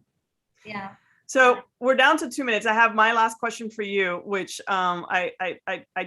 you have an amazing career. You have an amazing role. What advice do you have for others that are out there that might be interested in exploring what it would be like to be to have a role like yours in a large company? What's your advice? Well, my advice, not only for my role, is think what you like, what you're passionate about. In my case, is connecting with consumers and connecting them to their passions. And that applies also to my personal life. So find what really makes you happy and satisfied. And you need to be creative and flexible. COVID taught us that nothing is stable in life, and we're gonna have so many changes. So it's enjoy the ride, because life is gonna start changing and things are gonna be challenging. But if you think you're doing something you enjoy, you need to be flexible and ride that. I love it. Yeah, and I know we're gonna get like the hook soon, but I was on a talk recently, and someone said a bit of advice which I love, and I'll impart as well, which is we're juggling a ton of balls at any given time. The challenges or the opportunity is to identify which is the glass one, because that's the one you can't drop. And so like any way that we can simplify and be able to focus a little bit and find just be flexible and recognize that we cannot do it all. Yeah, totally. Awesome. See, and up pops Emily right on time. Yeah, perfect timing. I know we always try to align it where you're just ending so we don't cut you off too early. But thank you guys both so much. That was such a great session, and just really appreciate you taking the time and sharing the amazing work that you're doing at Campbell's. Yep. Mariana's a rock star. Yeah, and thank you so much, Annette. Great job moderating. It always helps when there's a good chemistry between the speakers. So we could definitely feel that today. Cool. Well, thank you very much for having us. Good afternoon. Thank you so much. Bye-bye. Have a good one. Well, we are super excited to continue this afternoon hearing from a variety of industry leaders on Hispanic and multicultural marketing. Next up, we are thrilled to be joined by Kimberly Macarthur, the Cultural Engagement Strategist and Multicultural Brand Experience Lead at General Mills. And moderating this session will be Barbara Mitchell, the VP of Sales for the Midwest for AdsMobile. So we will welcome them to the stage shortly, but definitely encourage you all to continue sharing any questions you all have with our speakers as they come onto the stage shortly. Looks like we have Barbara joining us right now and Kimberly coming on too. Always takes a minute to get the videos up and running. Hi, Kimberly, how are you? Well, thank you. How are you? Good to see you again. Glad to have you here. Apologies, there may be some feedback from a very small creature in the background. It happens. We're at this point, we've been doing this for a year and a half. We are used to all sorts of background sounds and what have you. So totally understand. And I think Barbara's probably just getting her video to work. Can you hear us, Barbara? No, my video. Looks like it's on, but your screen is dark, but we can hear you. So hopefully. Well, that's very strange. I don't know. Kimberly and I were just on the phone with each other. Like, what do I do? I go, I don't know. Oh no. Well, I hope, yeah. I don't know what the issue is with this. It says I'm signed in. It says. Yeah, I'm sure our tech team will hopefully try to get a way to help you pop in, but luckily we can hear you. So that's step one of the battle here. But hopefully we can get your visual on in a second. But either way, really happy to have you both here. Kimberly, great to see you again, and excited to hear from you both. So I think we could definitely kick it off just with the audio side of things. I mean, again, as black box. Yeah, we've had to deal with a variety of things over the past year and a half with just, having to deal with some different tech issues. So either way, we still would love to have you guys, kick off and share. Just so you know, the only thing that comes up is stop video. So I'm not going to hit that because I'll just continue. I know you got a time crunch. We'll try to get you in if we can, but we'll start anyway with just the audio here. Okay. Well, Kimberly, great to see you, or not see, I see you. And I'm so happy that we get to do this again. And it's and connect again is really important, at least for me to see you again. So, I know a bit about you, not only what you're doing at General Mills, but I also know about your career path. And I think it really does lead to you being a multicultural expert. So I would love for you to share with everyone, not only what you're doing at General Mills, but also your background and what you've been doing to get to the point that you're at right now. I think is really interesting and does give you that multicultural expertise label. Thank you, my friend. So everyone, my name is Kimberly Macarthur, or I actually go by Kimberly. So I grew up in Latin America. I was born and raised there, moved to the US when I was about 14 years old, but definitely grew up as Kimberly Macarthur. And so I moved to the US and I had a very kind teacher try to recoach my name in English. But I've been working in multicultural marketing for about 19 years now. And what I think has been really interesting is just seeing the trajectory of the industry, seeing the changes in the conversation. I also call it a little bit of the cha-cha, seeing where we've taken one step forward and two step back. As we kind of go through this process of bringing brands back into conversation and into relationship with diverse consumers. And so my background, as BJ mentioned, is very diverse. Actually, I worked at Univision and Telefutura in Chicago. I used to work in sales for an Indian BPO. I call it my MBA, but I got my MBA at Edelman PR. It was an incredible training ground. I was part of the multicultural team there. That was just probably some of the 10 best years of my life, really just doing everything when it came to diversity marketing, which was what we called it back then. And then I moved from PR, I moved into advertising moved into digital. Digital started doing production. And so I've been really blessed to be able to have touched a lot of different facets of marketing. I've even done shopper marketing. And now I'm on the client side at General Mills, where really I call it my personal challenge, my personal goal, and the whole reason for my being here at Mills is to really help us to, again, create those authentic relationships with our consumers that are of a different background, specifically Hispanic or multicultural, knowing that multicultural as a segment is kind of like an everything and nothing, but really focusing on being in authentic relationship with our consumers and making sure that not only are we providing the products that our consumers want in a diverse America, but we're also creating true conversations to be able to engage people where they are versus, transactionally exclusively. So that is kind of the gist of my realm. I do consider myself a multicultural champion. I think, I've been doing this because I love it. I love this work. I think you have to be always curious to be a multicultural marketer because you're learning something new every single day. And I just consider myself incredibly honored to be a champion for our communities. And you do a great job of it. One of the things that we've discussed, you and I, not in the past and more recently when we were doing our prep on this, is that, in general, what we've seen over the years, which has driven me insane, and I'm sure you as well, but we see a mentality of check the box and we're doing our multicultural best if we are, for example, advertising during his Black Heritage Month, Pride Month, or Hispanic Heritage Month. And there's a lot of brands that just jump in on those particular months and they consider that multicultural marketing. So how can we ensure that we build an authentic connection and extend past this whole dedicated month theory? That is such an interesting question. And I pause because I will say, I think, especially this year, I have seen, you think about the work that Target's done, the work that Walmart's done in terms of just even showing up for Latino-owned businesses during Hispanic Heritage Month. I think my challenge is I celebrate the fact that we are honoring specific groups. I wish it was a little bit more year-round.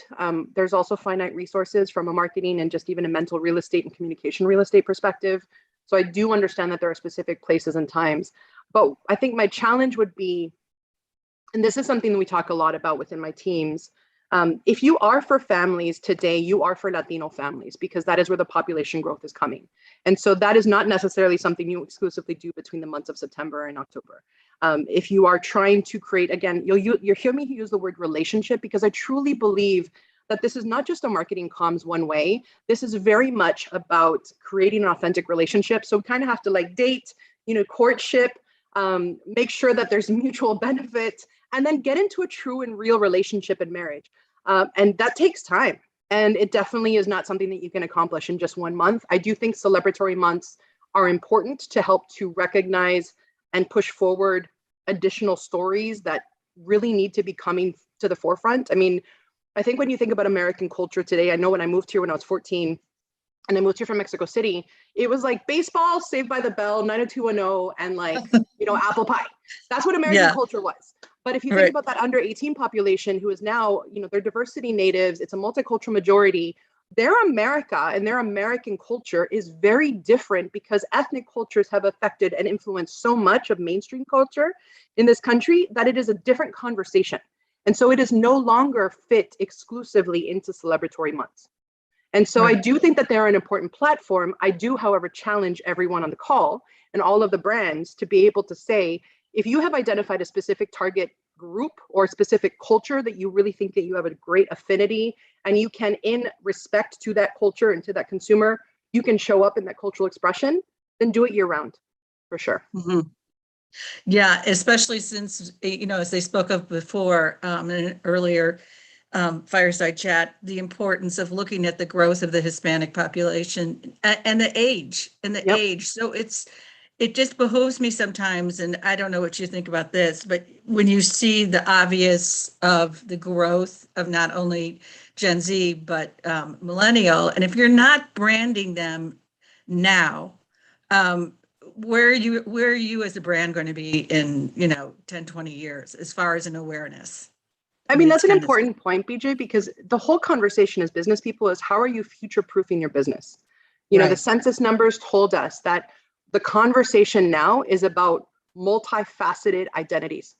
The mixed race population, those people who self-identify as mixed race, who are able to actively do so on the census, that exploded. That was like, what was 300 something percent. That is a huge impact and something that we as multicultural marketers should be, and even not even multicultural marketers, we as marketers should be paying attention to, because consumers are essentially telling us that they identify with different elements and aspects of their identity. And so our opportunity as marketers is to be able to say, you don't have to be Latino to participate in Latinidad. I mean, Spanish language music is the #1 genre in this country. Bad Bunny, everybody knows Bad Bunny. You may not understand what he's saying, but you may be buying his music, you may be buying into his brand.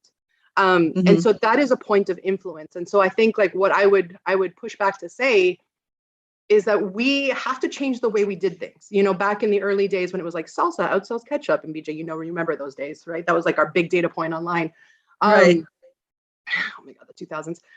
But now it's like we have so much data, we have so much insights, and it's almost to the point where you're just like, but what do you do with it? And I do think that it's almost like two sides of a coin. You cannot exclusively look at data without having a cultural filter against it to be able to say, where do I actually have the right to play? And then it's not just about ethnicity and race, it's about cultural participation. And I think that's what's going to change the industry when we start to think about the fact that like K-pop to me is a great example of the fact that it's not just a Korean audience. It is a massive global audience. It is a movement. I mean, they've done duets with like Rake, and like I think they even did one with Romeo Santos, and so they're getting into reggaeton. So what does that mean? It's this amalgamation of culture, which I just think is really delicious and rich. And it's one of the things that I think makes me most excited about being a marketer today. Yeah. And speaking of culture, one of the things, and I thought this was great that you brought this up yesterday when we were talking, but about culture and language. And where do you see Spanish? I mean, so, everyone tends to put everybody in a box. You're this acculturation, you must be bilingual. You're this acculturation, you must be Spandam, So we were talking yesterday about kind of where Spanish fits into the life of the U.S. Hispanic market, no matter what acculturation level, if you will, you're at. So it's interesting because after our conversation, I really sat down and thought about this. And the reality is language is organic and constantly evolving. I think the best example of that from a content or consumer media standpoint is Gentified. And I've done this as an assignment within my teams internally to be able to say, watch Gentified with a filter of how language dynamics are happening within the community between, father to son. And so there's a scene where it's like the father is speaking in Spanish, the son is answering him in English. And then there's also, other dynamics of like different Latin American backgrounds. So whether they're from Mexico, from Argentina, or from Venezuela. One of the things that I love about the American Latino experience is that, and I think there's like that Don Omar anthem song, the Latino song, which like still makes my heart happy. We have come together with our differences, and we have found a unity in our passion points. And I think Spanish to me is an incredible tool to be able to bring that together. There's that whole phrase about like English is our language of business, and Spanish language is the language of our hearts. And we have so much data from our media partners that show the amount of receptivity from a Spanish language ad like delivers higher ROI than an English language ad, and it might be the similar or same content. I do think that there's something interesting that's happening, right? Like language is an evolution. And so we even talk with our brands about like English leading Spanglish or Spanish leading Spanglish. How are we showing up based on our demographic? Because if you're going after a tween target, they're generally English dominant, but they're throwing in Spanish. And then there's the deliciousness of retroacculturation, where you've just got a great amount of community. And there's actually there's a profile on Instagram that I follow because it's such an interesting conversation, and it's called Spanish Sin Pena. And it's all of these second, third, fourth generation Latinos in the States who did not grow up speaking Spanish. And there's the whole thing about like, well, if you don't speak Spanish, are you really Latino? And that is such an unfair, I think, black and white perspective of what being Latino means in this country. But there is, again, that movement to bring in more Spanish because it is the language of our ancestors. It is a language of our cultures of origin. And it again, I think there's things that you can say in Spanish that there's no equivalent in English. And so I think as a brand, you just have to figure out what you're trying to do. If you're trying to create that emotional response, if you're trying to truly be in relationship, how is language as a tool helping you to do that? Right. And so do you think that plays into creative as well? In other words, you see so many people who are just trying to take, even in television commercials, they take their English, I'll see an English, I don't know, NBC, ESPN, whatever. I'll see an English commercial and then I'll see it again in the Spanish. And it's like, I don't see the difference. How can brands develop kind of a stronger cultural relevance, within trying to create a difference in their own ads, if you will? So I guess I would caution against not doing difference for different sake. I do think that there is a place that if you have a Latino target and you've essentially built a Latino insight that is your creative territory and space, and it's driving your creative strategy, you can do an English and Spanish language spot that is deeply Latino. So that is still possible. So I do want to say that it's not just about language. It's about that is exactly what you mentioned, right? There's the cultural relevance and the cultural resonance and the cultural cues that show up in that spot that are incredibly important, that are even more important than just language alone. Because to your point, BJ, consumers, the focus groups that we've been having, consumers are wicked smart. They are seeing through all of our stuff, my friends. Like, we need to up our game because honestly, consumers, they're essentially doing reverse briefs in their brains. And I have been just incredibly fascinated by what I'm hearing, and it's across generations. Hey, wait a second, reverse briefs in their brains? Yeah, so they're looking at our TV spot and they're saying, that's not for me. They just put that in Spanish language, but this isn't about my family. This isn't about me. They're not in relationship to me. And so consumers, they're calling BS on our work right now. They're really saying, like, either I'm resonating with that or I'm not. And so I think it's on us as brand marketers to make sure that we are taking the extra step to ensure that it's not just a language translation, it's a cultural, relevancy, it's a cultural connection that we are delivering forward in our creative. And again, my whole point is you can do it in English, Spanish, Spanglish, whatever way you lean, but if it's not culturally relevant, it's not going to be worth it for anything. And this isn't just about Latinidad. This is about culture across the board, across all other ethnicities and races. If you are not speaking within their cultural norms, if you are not fluent in their culture, they're going to call you on it for sure. I'm sure they are. So to that very topic, have you seen any in particular creatives or commercials? It doesn't have to be General Mills, obviously. It can be anybody. Some company that has actually done a great job of doing this and making it work. I think, so it's interesting because I think there's something to be said about my personal bias, right? There's certain ads. I will tell you, I think it was a 2019 AARP caregiver hero spot where, to set the stage, it's the initial video is, a dad picking up a little girl and she's got this red cape. I think it's like a napkin or paper, not a napkin, like a tablecloth or something. So it's like a red cape. And he's picking her up and it's just, there's just incredible dynamic between father and child. And then they fast forward to when the father is already in his, late 70s, let's just call it, like later life stage. And the daughter is about my age, in her 40s. And there's this dynamic about the fact that you need to really connect and take care of your parents. Well, the one thing I will tell you is I watched that spot and I was weeping. And I considered AARP in a way that I'd never seen it before. And not because my father and I had that kind of dynamic, but there was an emotional truth in the storytelling that was just so incredibly powerful that honestly, I still think about this ad and it's like 2019.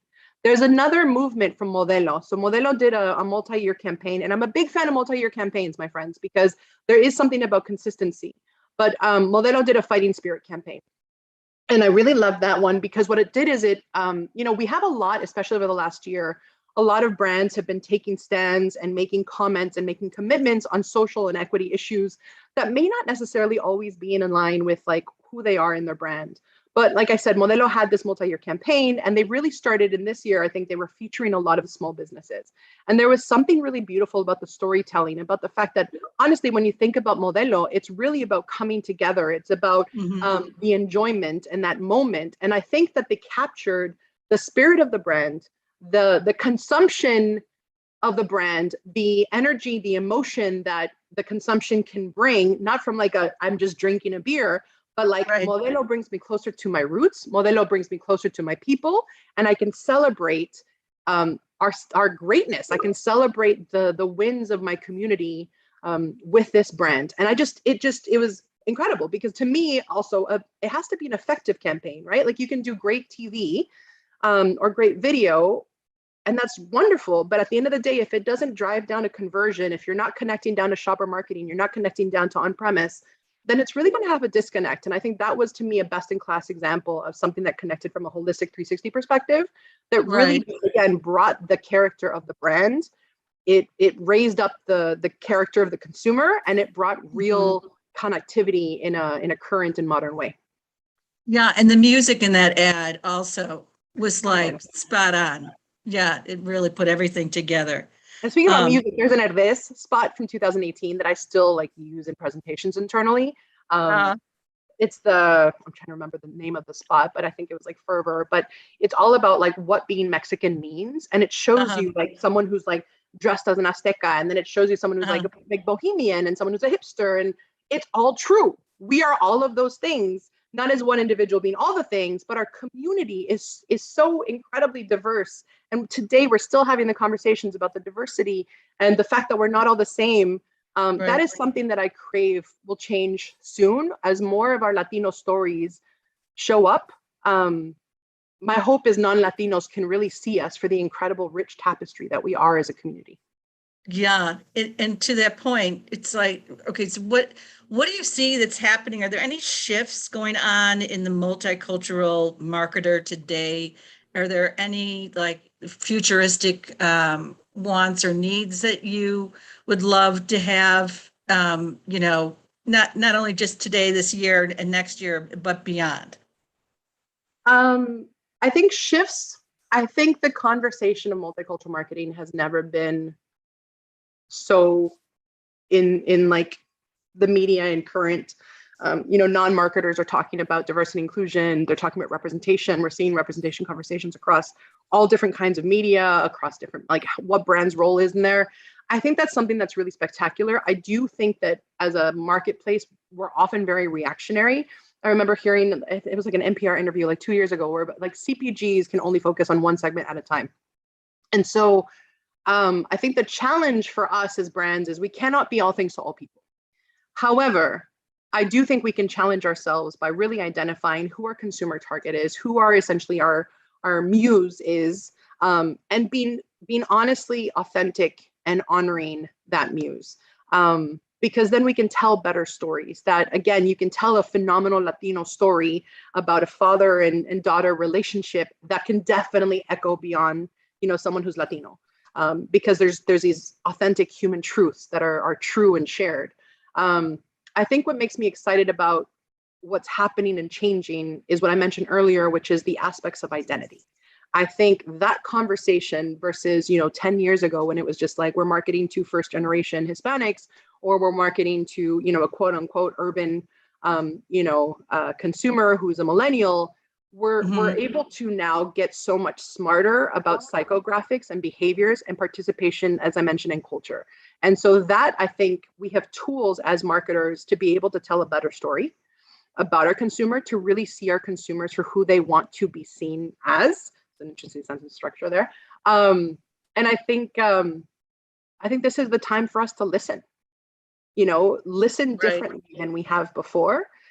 Throw away decks that are 3 years old. I think data that's over 6 months old, like, got to toss it out, get new data. I'm kind of weirdly, intense about that. It's just like, once it's 1 year old, it's old now. Like, what does it mean to live in a polycultural, multicultural, microcultural society? I don't have the answer, but I have the questions, if that makes sense. Yeah, that does make sense. We did get a question about the Modelo campaign, and so I'm going to read it to you now since it's kind of on topic. This is from Juan. Thanks for sharing your perspective on Modelo's campaign and your thoughts around continuity. I assume that Modelo's critical mass most probably allows for this. What are your thoughts for smaller brands around being able to generate awareness and trial? Thank you for the question. I think you still have an opportunity. I mean, I love the idea of re-energizing older brands and treating them like they're a launch brand. For smaller brands, I think you've just got to identify who your niche hero is. And when you do that, just be true to that niche hero. And so I'm not really sure from like the question asked if there's a specific category or industry that you're a part of, but when you think about what you're trying to do, I think if I could give you, some key things to think about is definitely like who's your muse, who's your hero, who are some of your mentor brands that you can take a look at and identify what maybe steps they've taken that you could emulate and identify. I also think that today is very different from 15 years ago because a smaller brand has a completely different platform. You don't have to buy on Univision, Telemundo, and NBC and ABC. You can get a phenomenal content influencer and you can do stuff on YouTube. You can do stuff, on social media. I think there is more power for smaller brands today than I think there was before. And I think it's also with the right partners, you can identify what your niche areas are and then really take that over. I think the biggest thing is to identify the fact that, you're growing. So you're not trying to reach all the people all the time, but make sure that you get some real brand love. I think the greatest example of that was the resurrection of PBR. So if you haven't seen that case study, I'm not going to go through it now, but I highly recommend it that if you're interested in just like, how does a brand really elevate from a like a niche brand and kind of do a transformation with some seriously vocal heroes for the brand, that PBR study and the Sriracha studies are really, really interesting. That's great. It's great advice. Kind of clicking on to the whole social media part of what you were saying, with social media being such an important role in our everyday life, how is General Mills or anyone out in the market, how are they utilizing social media to connect with multicultural audiences? I think, so what we do, at Mills and what I would recommend and what I would do and what I've done in other companies as well, is that social media and the content creators that are on there are culture navigators. They are our invitation to the party. They are, the party host in a way that the people sitting in the conference room don't represent. And so I think that, as I mentioned earlier, like social media influencers, the right content partners can open doors for brands in a way that a brand alone would not have been able to do 10 to 15 years ago. And so I would highly recommend that if you are a brand that you are looking to engage with an audience that maybe you don't have a lot of intimacy or empathy for, work with individual content creators because they're part of your demographic. They are your consumer. And so use them as a focus group and use them as a content generator and use them to help you to develop your creative strategy. I think my biggest thing is we have so many brands in the world who tell content creators what they want them to do. I think the dynamic could be really, really interesting and the content could be very different. And I've seen other brands do it and we've done it at Mills where we're actually in partnership with the content creators to be able to say, this is what we want to do. Here's our brief. What's the creative strategy that you would approach? Like, what is the in-culture authentic approach that you would take to solve this? And that has been tremendous. And so you're essentially leveraging those content producers to almost be like a mini marketing team because they truly understand the consumer that you are trying to reach as long as you're identifying the right content and social influencers to partner with. Yeah, I mean, I personally think that social influencers are growing. I mean, I would love to see your opinion that social influencers, celebrities, musicians are being used more tactically, I think, than they have in the past. Totally. And do you see that as maybe you just spoke about this, but do you see that as a route that people can tap into? And for smaller companies that are trying to, this is trying to kind of grow or put their foot or toe into this marketplace, do you suggest them doing it on like a geographical or geo-targeted way first to start, or do you have an opinion on that? it depends on the business case, right? So I do believe in test and learns, especially if you're a smaller brand or you're just starting to dip your toes or get into the space. What I will say that's been super powerful that we even look at is we are able to, with our vendor partners, take a look at geographical areas and even identify, culture or country of origin. So if you looked at certain areas in Dallas, you have a greater number of South Americans than you do of someone who's Mexican descent, right? And so you'd have to sit there and say, okay, well, Modelo is very clear. Modelo is tied to the Mexican cultural affinity, whether you're fifth or eighth generation, whether you're, a non-Latino who just really loves Mexican culture, Modelo is getting you there. And so I think that's one of the things that is an opportunity when you really start to understand like what culture of origin you really want to tie into. So I know I'm preaching to the choir. If you're on this webinar, you want to learn about this and you probably already, delved into it, but there are very vast differences among us in our Latino diaspora. And so, don't do a sports sponsorship with like Mexican national team if you want to reach, Caribbean Latinos. So those are those little nuances. And so to BJ's point, getting down to the geographical level, really understanding who that market is. I think, again, if you're a consumer first brand, which you have to be successful, you do need to get that data and that information. I also don't think it's exclusive. I think it's part of your inputs that really help you to create your program. When it comes to those content producers, as you were mentioning, BJ, I think there's just so many powerful voices. And there's also great vendor partners like H Code and NGL who can really help you to navigate, to understand the insights, to understand the geography, and understand what voices will help you to amplify in the best way possible so that it is authentic and organic for your brand. But I would also say what has been really interesting is the amount of celebrities that are launching their own brands. And so if you're a smaller brand, then I would say like there's an opportunity.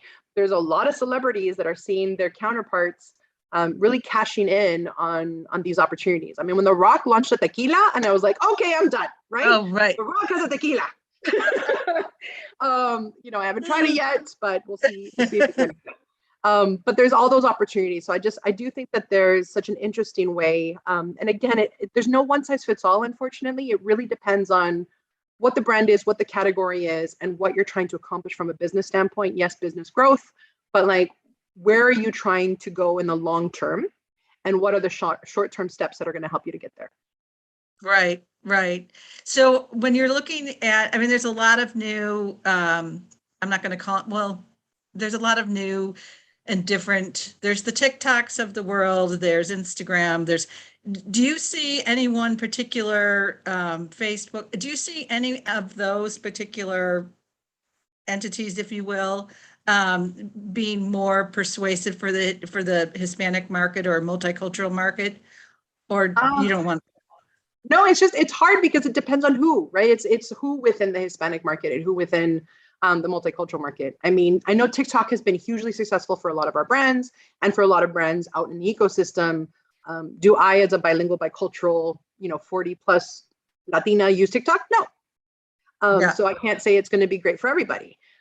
So I do think the platforms themselves can really help you as brand owners to identify what they can actually do for you, right? So Facebook is better for the older Latinos, and then like Twitter is for this. So they're all very specific. I also would not undersell the incredible power of working with a music, like digital music provider, because I do think that SoundCloud, Pandora, they do really great work. And Spotify is a great partner. And so when you take a look at those opportunities and you put yourself into the right cultural expression, you can actually make really great impact. And the other thing is, I honestly believe, and I saw someone put in the chat about local insights, and it's absolutely true, but I still believe in the power of out of home on a local, bus shelter. There's still tremendous power there. And so there was an example, it was a case study from Canada, and I think it was Coca-Cola, and they had done these like a digital billboard in Toronto, and it was very specific to the area, etc. But my whole point is, I think we have gotten so enamored with digital online that we forget about the potential of digital out of home, and just even showing up in the places and spaces that matter physically to our consumers. And so that ties back to your local impact, because again, there's still a lot of power on having a Carts card at a retailer, depending on what you're trying to accomplish. I didn't think about that, but there is another question, and it actually is relevant to this conversation, from Leonardo. Thank you. How do you see social media like YouTube in connecting with Hispanics? I mean, YouTube's amazing. I think I went to a conference like 10 years ago where they were just like, YouTube is a network among, people between the ages of 7 and 15. I am a cord cutter. I've been a cord cutter for the last 10 years. So focus group of one, YouTube is where I get my news, and I get fed a lot of ads that I see on YouTube that I'm like, oh, that's awesome. Let me go check this out. And if you see it on your smart TV or you see it on your tablet, there's a little bit more interactivity. So when you start to think about like the future of connected commerce, right, where creative connects you down to conversion, I think YouTube is an incredibly powerful platform where you can get a lot of information, you can get a lot of data, you can buy it against the programmatic areas that you want it to show up in. And it has that interactivity component, which I think is incredibly crucial, because if you are not connecting your creative to conversion, I mean, your path is broken. Right, it's true.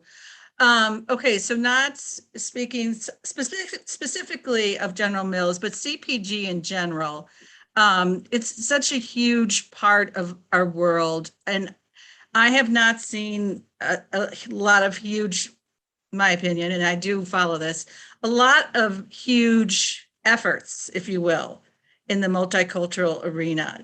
Do you know, or do you have an opinion on why that is, and do you think that's going to shift?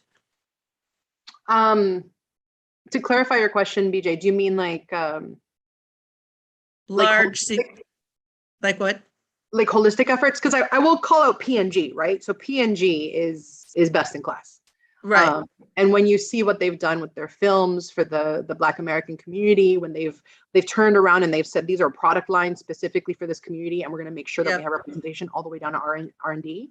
I think P&G has been elevating the industry. I really think that they raised the bar consistently for us all. Yep. So I guess my question is, how do we get more of these companies to be like P&G? I think the number one challenge is always going to be resources, and prioritization, right? So again, finite budgets, finite mental real estate. It really depends on the company, depends on the brand. If you are for the under 18 population, then again, diversity natives, multicultural majority, that completely changes the game that you're playing in. Now, if you have a brand that is for, aging adults, I don't like the words boomers because it puts a weird tone onto it. And the reality is like people over the age of 60 are dynamic and vibrant and amazing. And we have to like change the bias of that. But then that's going to have a different approach, and that's a different conversation. And, that's still a majority white population. And so I really think it depends. Like as a strategist, my natural habit is I ask more questions, than I have answers. But I do think that there are things that we can start doing, which is to hold ourselves accountable. And I work a lot with AIM. They're an incredible resource for anyone who needs it. So the Association of National Advertisers, Alliance for Inclusive and Multicultural Marketing. One of the things that they've done, and the ANA had the See Her initiative, and they have it still. And they've published a lot of information about See Her in terms of like what questions you should be asking, benchmarks you should be putting. And I do think that we as company leaders in a diverse nation really need to start holding ourselves accountable to who are our suppliers and who are the voices at the table from a diversity and inclusion standpoint, and how are we reflecting the communities that we serve. And I do think that there should be some industry benchmarks that we could really hold ourselves accountable against, that also serve as goals for us to really focus on and move forward to. So, I'm thinking people who are new to marketing in the multicultural world, what associations, what newsletters, where should they be getting involved, and what should they be reading? Because I think that there's unknown people who are just getting into this may not know, like AIM or Hispanic Pro or whatever. So totally. What are your what's your list of favorites or most helpful? I shouldn't say favorites. That'll put you in a box. Let's just say. I have to be very careful about who I mention. I know. I see that careful look on your face. So. I will just say that there are resources that I love, and I think what has been incredible is the adoption of these kinds of formats. I'm talking to you from Michigan. I bought a weird little cabin house near a lake in Michigan, and it was amazing. And this is the conversation that we're able to have, and where historically maybe we had that with like an audience of 40 people in a small conference room in New York. This is a completely different platform, and I think it's been amazing. And I bring that up to say that there's a lot of incredible content. So Brand Innovators, I think, has been an incredible partner. I only learned about them probably in the last year, and it has filled my cup. There are these conversations through Brand Innovators have been incredibly powerful. There's also the Hispanic Marketing Council, previously AHA, Culture Marketing Committee, and our Culture Marketing Council, and now the Hispanic Marketing Council. So they have webinars as well. They put out a fact pack that is really powerful. AIM, as I mentioned, the ANA AIM, really phenomenal infographics, resources. It is, in my opinion, I think, the true voice of the industry, and just an incredible leader to making sure that we are picking up forward momentum to, again, future-proof our business. What else can I think of? Hispanic Ad, I signed up for that. I think I've been on their newsletter list for like 15 years, but I love it. Yeah. I love the Hispanic Ad newsletter list. So if you want something super simple and digestible, that. The other thing I will say is, if you're new to this space and you're interested in Hispanic marketing, experience the culture. So it's not about a newsletter. I will recommend Hentified, because I am a little bit cautious to be like, and you can watch about this culture. Experience the culture. Go and experience the food. Talk to other people. Be in the place. You don't need permission, and you don't need to be Latino to experience Latinidad. And so I will say, and I say this all the time at Mills, you can bank on the power of Latinidad to engage consumers in this country today and moving forward. And that is my rallying cry to this community. Yeah. That is my rallying cry internally. There is power in Latinidad, but you need to make sure that you are in authentic relationship with the consumer, and you are in authentic relationship of that culture. And you can't do it by just doing a Dia de los Muertos spot. Please don't do that.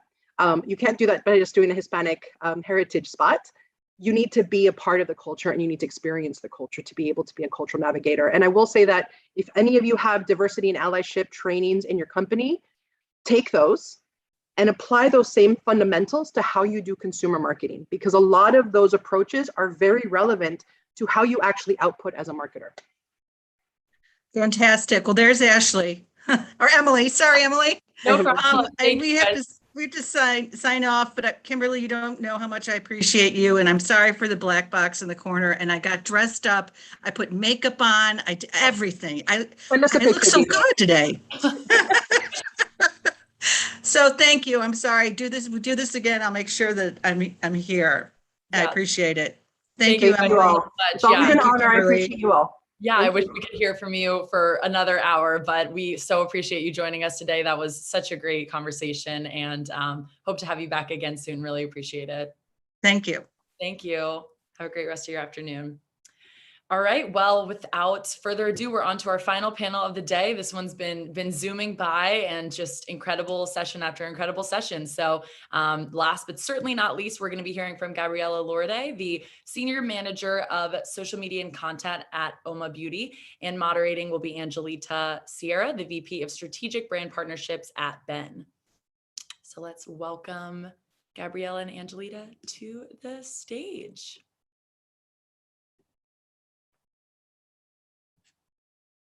Hi, Gabriela. How are you? Oh, I was on mute. Hi, how are you guys? Good. Looks like we got both of this time we got the cameras both working. So I'm glad, because it was kind of twitching once I put the camera. So I was like, oh no, please work. I know. It's always it's a surprise whether it's going to come through or not. But glad to see both of your faces, and so excited to hand it over to you. So go ahead. Yeah, thank you. Thank you so much. Thank you, everyone. I'm glad the camera's working too. Hi, Gabriela. How are you? Good, Angelita. How are you? Nice to see you again. Nice to see you again. So thank you so much for joining. I'd like to kick off, obviously, our Future of Hispanic and Multicultural Marketing panel.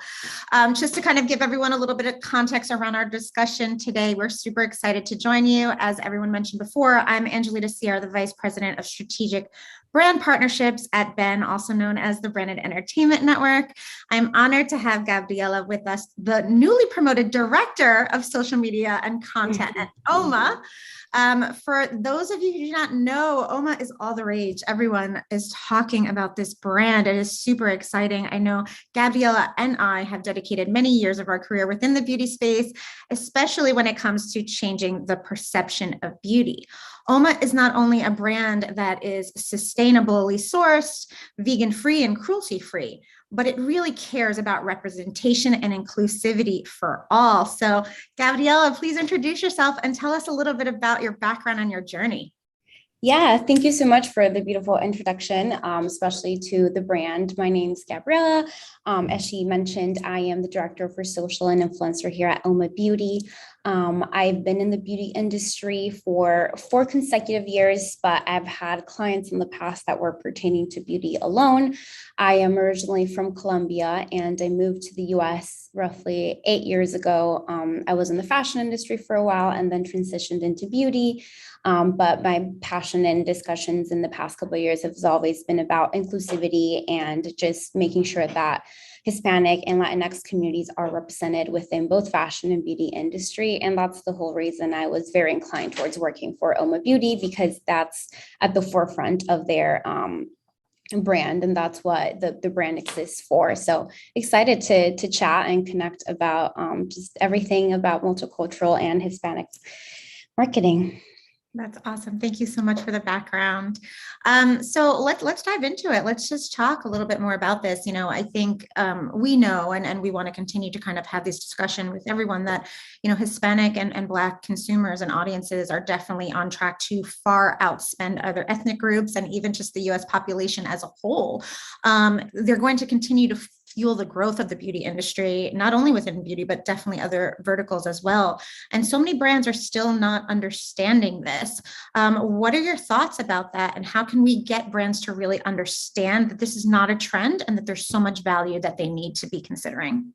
Definitely. So I know we spoke about that last time we had a conversation, and something that I keep seeing in the industry is brands or companies thinking that Hispanic or Latino communities are just a trend during Hispanic Heritage Month, and then they're done for the month, or just because there's a lot of big artists right now killing it in the music industry, being Latinos, then they're like, oh, let's hop on this trend, let's do a post. But it's not like that. As you mentioned, just in 2020, in the middle of the pandemic, Latinas were the only ethnic cohort to drive color cosmetics in the US. So that tells you something. And to answer your question as to what I think brands need to be doing, it's all internal. It's not about the posts that you have for Hispanic Heritage Month or an ad that you run. It's about hiring people in your team that are parts of these communities because they can speak on it. It's making sure that when you hire marketing divisions or sales divisions, that you're thinking about Hispanic communities, Black communities, and all those served communities, because then that's when you really get representation. And that's what I love about OMA. This is the first time in my career that I've actually worked for a company that has other Latinos with in their teams. And it's for every single team. There's part of the education team, part of the sales team, part of the marketing team. So that really, you can really tell as marketing is being put out, that there's people behind the brand pushing for those. 100% agree with you. And you know, being in this industry for 18 years, I was definitely probably the only one at the table for quite some time. And it was challenging, to say the least. So definitely agree that it starts internally, and something that I think we really need to ensure that brands and companies, you know, are hearing, and spending time with the culture, you know, our values, our traditions, and that's not a one size fits all, right? We are so dynamic. I know you're from Colombia. I'm Puerto Rican and from Colombia, but I was born here. And what that kind of transcends into, it's not, you know, putting us in this box and checking that box and saying that this is going to target our entire population, entire, you know, vast nationalities. So something to definitely consider. Speaking about kind of like our values and our culture, and the initiatives that we, you know, hold dear and near to our heart, do you have any recommendations for brands to kind of just dive deeper there and to make sure that you know, they're authentic when talking to us? Yeah, I think it's it's research, which is interesting, but that's the hot topic. I see a lot of brands only activating for Dia de los Muertos or Cinco de Mayo, and that's it. And they don't even know the real background behind Cinco de Mayo. Like people think it's Independence Day for Mexico. It's 100% not. So that's all that they know because they see posts around it. They see some marketing around it. They're like, okay, let's target Hispanics. Let's post It's an American drinking holiday. Let's exactly. So it's do your research. Go into like holidays that are important for us. Do the research around them.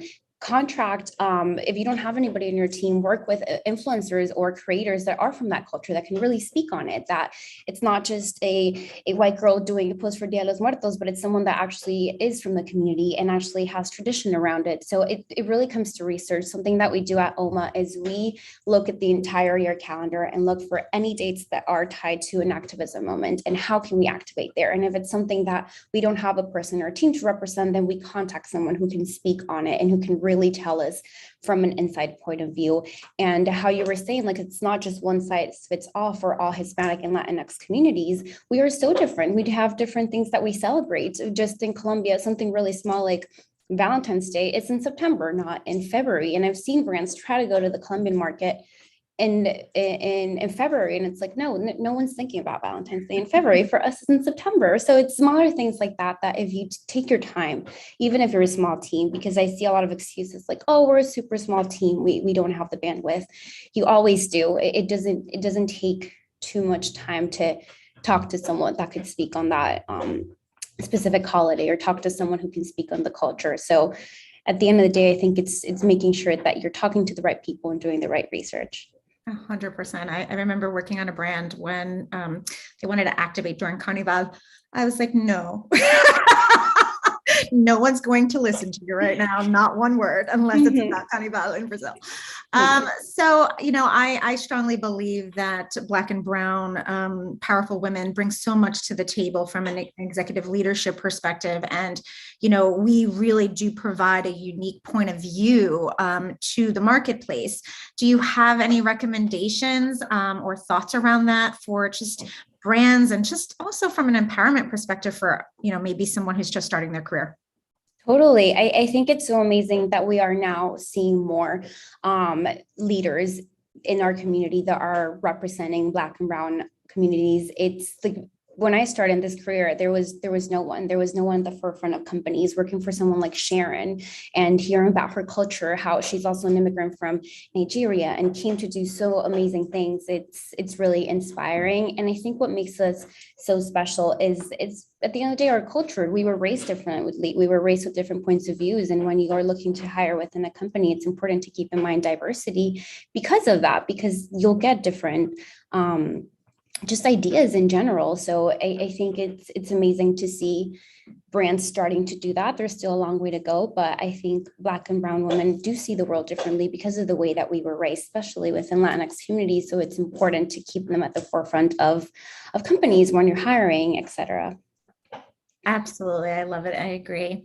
So let's talk a little bit about OMA. I mean, OMA's definitely, everyone is talking about it. It's a huge success. Definitely, I've been in the space for a long time. So to see how, even I saw some posts today, coming out on social media that you're doing from a channel and a programming perspective. Talk a little bit about how inclusivity is rooted at the brand and how it feels authentic, and how and why consumers, especially young consumers, are really gravitating towards it. Yeah, so OMA was born out of the need for inclusivity. That's the whole reason for being, that we do have 51 foundation shades. And what makes it so important, and the reason why it's inclusive, it's not just because of the shade range, it's because every single, we call them skin kin, which is the range of foundation and skin colors. It targets toward your specific skin needs.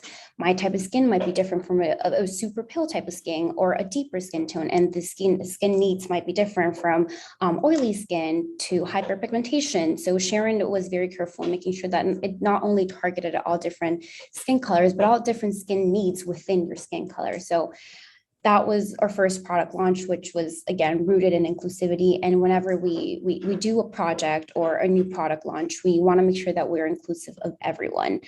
everyone that has felt that's not represented within beauty or within any community, that's the person we're targeting. That's the person that we're going for. And I think that really speaks on why the brand has been so successful. I've only been at OMA for 4 months, and the things I've seen this brand doing, just internal conversations, are so inspiring. And I can't wait for you guys to see the growth that's coming in the next couple of years. But I think OMA has been really great at having the conversations that other people don't want to have, at putting things out there in the market that people were scared to talk about or were scared to dive into because they haven't had an inclusive community, or maybe they were scared of the reception that it might get. So I think it's those two things. It's having products that are inclusive for all, but having those conversations. And OMA, really, we don't consider it a beauty brand. We consider it a lifestyle brand because it targets to a lifestyle. And we want to change the perception of beauty, but also the perception of general concepts and the way people speak about the real issues in our society. 100% agree. And I'm very much excited to see all the impact that you're going to make on the brand and continue to make with the team. So that being said, I know we chatted a little bit about it. What brands do you think are doing it right? Yeah, I think I'm going to talk about more smaller brands because unfortunately, I think the smaller brands are better than some of the bigger brands out there. Youth to the People is an amazing example. I think they've done it since the foundation of their brand. And I think you can tell a lot of what a brand is doing by something as simple as looking at their feed. Like, that's when you actually see, okay, is this real or is it just performative once there's a month to call out a specific community? So I think Youth to the People is a great example. They are a skincare brand, and Crave Beauty is another brand that I really look up to. Not only do they have a lot of efforts towards inclusivity, but also they're a great resource for anything sustainable, etc. And unfortunately, within the beauty industry, I've seen more inclusivity within skincare brands than what I see for makeup brands. So again, I think there's a long way to go. Another brand that I think has been amazing at it, and it's a very small brand, it's actually Latina owned, is Alamar Cosmetics. They just announced today that they're having a partnership with Encanto, the Disney movie about Colombia. And even though they are Latino, they make sure to cater to everyone. Obviously, they have that beautiful part of their branding that is like, if you're Latino, if you grew up that way, you feel it is in your heart. It's so beautiful to see, but they make sure to target to everyone as well. And I think those are some brands that have been really killing it in the game. Yeah. Anyone who knows me well knows I'm going to say Dove. Yes. I still, believe that they were first. So it is definitely something to watch and consider, exactly like you said, is it in their feeds? Is it authentic? Is it coming through in every touch point that they're doing, not just for Hispanic Heritage Month? And I think that that's something that I think is the biggest thing that we're seeing. I know you and I chatted about it. This is not a trend. We are here. We have been here. Let's talk for real. All right. So tell me a little bit about, I do love influencer marketing. I oversee influencer for many, many years in my career. Who are some great creators that you feel are emerging, that are definitely talking to underserved communities, that you think are aligned within the beauty category, but then activism as well? Yeah, totally. So I actually wrote down a couple that are my favorites, and they're very small accounts actually. And within brands and accounts, I like looking at the smaller ones because they are the ones that right now are really pulling the real conversations. There's two Colombian girls called Calle y Poche. They are really big on YouTube right now. They've been having this conversation for a long time. They're Colombian based, but I feel like if you guys have a chance to follow, they do a great job. Lex Del Valle is a new creator that I discovered recently. She's bigger on TikTok. She's Puerto Rican. She talks so much about her community and her culture in a way that's so inspiring. And I feel like even if you're not Latino, you're going to gravitate towards it. You're going to want to learn more about her community. And we actually had a partnership with her recently that performed really well. Someone that I really like as well is Mary and Palettes. She is Venezuelan, lives in Miami, has a great platform, and she does beautiful makeup looks that really speak on her community as well. So those are, I think, right now some of my favorites. Do you have any? Yeah, I'm going to go with some of the macros and the megas as well, because I think, having worked in this industry for quite some time and to see creators, go from 10,000 followers to millions upon millions, it's extremely inspiring. Dulce Candy, I mean, Dulce Mhm. led the path. Like, she was one of the earliest creators that really kind of started in this industry with positivity, with affirmations that, were just continuously infectious. I also love Gabriela Brandi. She's fantastic and beautiful, have worked with her in the past. And if these are names that your brands are not familiar with, please make sure that you are, because they are definitely dynamic and powerful women to watch. Okay, so let's talk a little bit more around the fact that, from a stats perspective and an insights perspective, if you ask a lot of women and young girls, around 75% of them do not feel that they are represented in media or advertising. And that's quite concerning. When I think about it, when I was younger, it was magazines, it was this perception of beauty that wasn't reality. It was models, it was everyone was blanquito. It was like everyone had to have blonde hair and straight hair. And I have curly hair. So I felt like if I didn't have straight hair, then I wasn't beautiful. How do you think that has changed through the years, and where do you think we still need to go? I think it has changed, but it hasn't changed enough. So I think there's still a long way to go. Even growing up in Colombia, we're in the middle of Latin America, all the ads that we would get, all the magazines, it was still just white women. And it was really sad seeing that, even with the makeup brands that had a target there, because obviously we would just get whatever the US got, and it wasn't representing the people in the country. So I think there's still a long way to go. I think the industry, both fashion and beauty, have been better in inclusivity when it comes to plus size models, which is amazing, and different body types. I think they have been including different, like, women of color or people of color, which is amazing. But I still don't see the mark for Latin communities as much as we would like to. There's really big artists right now, music artists killing in the game. There's Caliuchis, obviously J Balvin became huge. Lele Pons is now into music. So we see those people, but we want to see more. We don't just want to see the ones that are really famous and just see them because we're famous. We want to see an ad with a regular person and your day-to-day person who is also part of the Latino community. So I think that's where the industry needs to continue going. And the good thing is these conversations are not happening. The fact that we're having this conversation right now and speaking on it says something, because I think people were too scared for a very long time to talk about this. And platforms like this, or in general, people being able to voice their opinion more on social media, has laid a pathway for advertising and brands, marketing, magazines to be able to have this conversation and think about this when they're planning their ads or any type of marketing strategy. 100%. So that being said, a little more about you. How has your culture, coming from Colombia, moving to the States, how has that influenced your career, the type of partnerships, the type of content that you're looking to create, the type of partnerships, excuse me, I said partnerships, but you know what I mean? Like the types of relationships that you're building within business that, is reflected kind of from who you are, but then becomes at the mass. How has that, transcended into the brands you've worked with?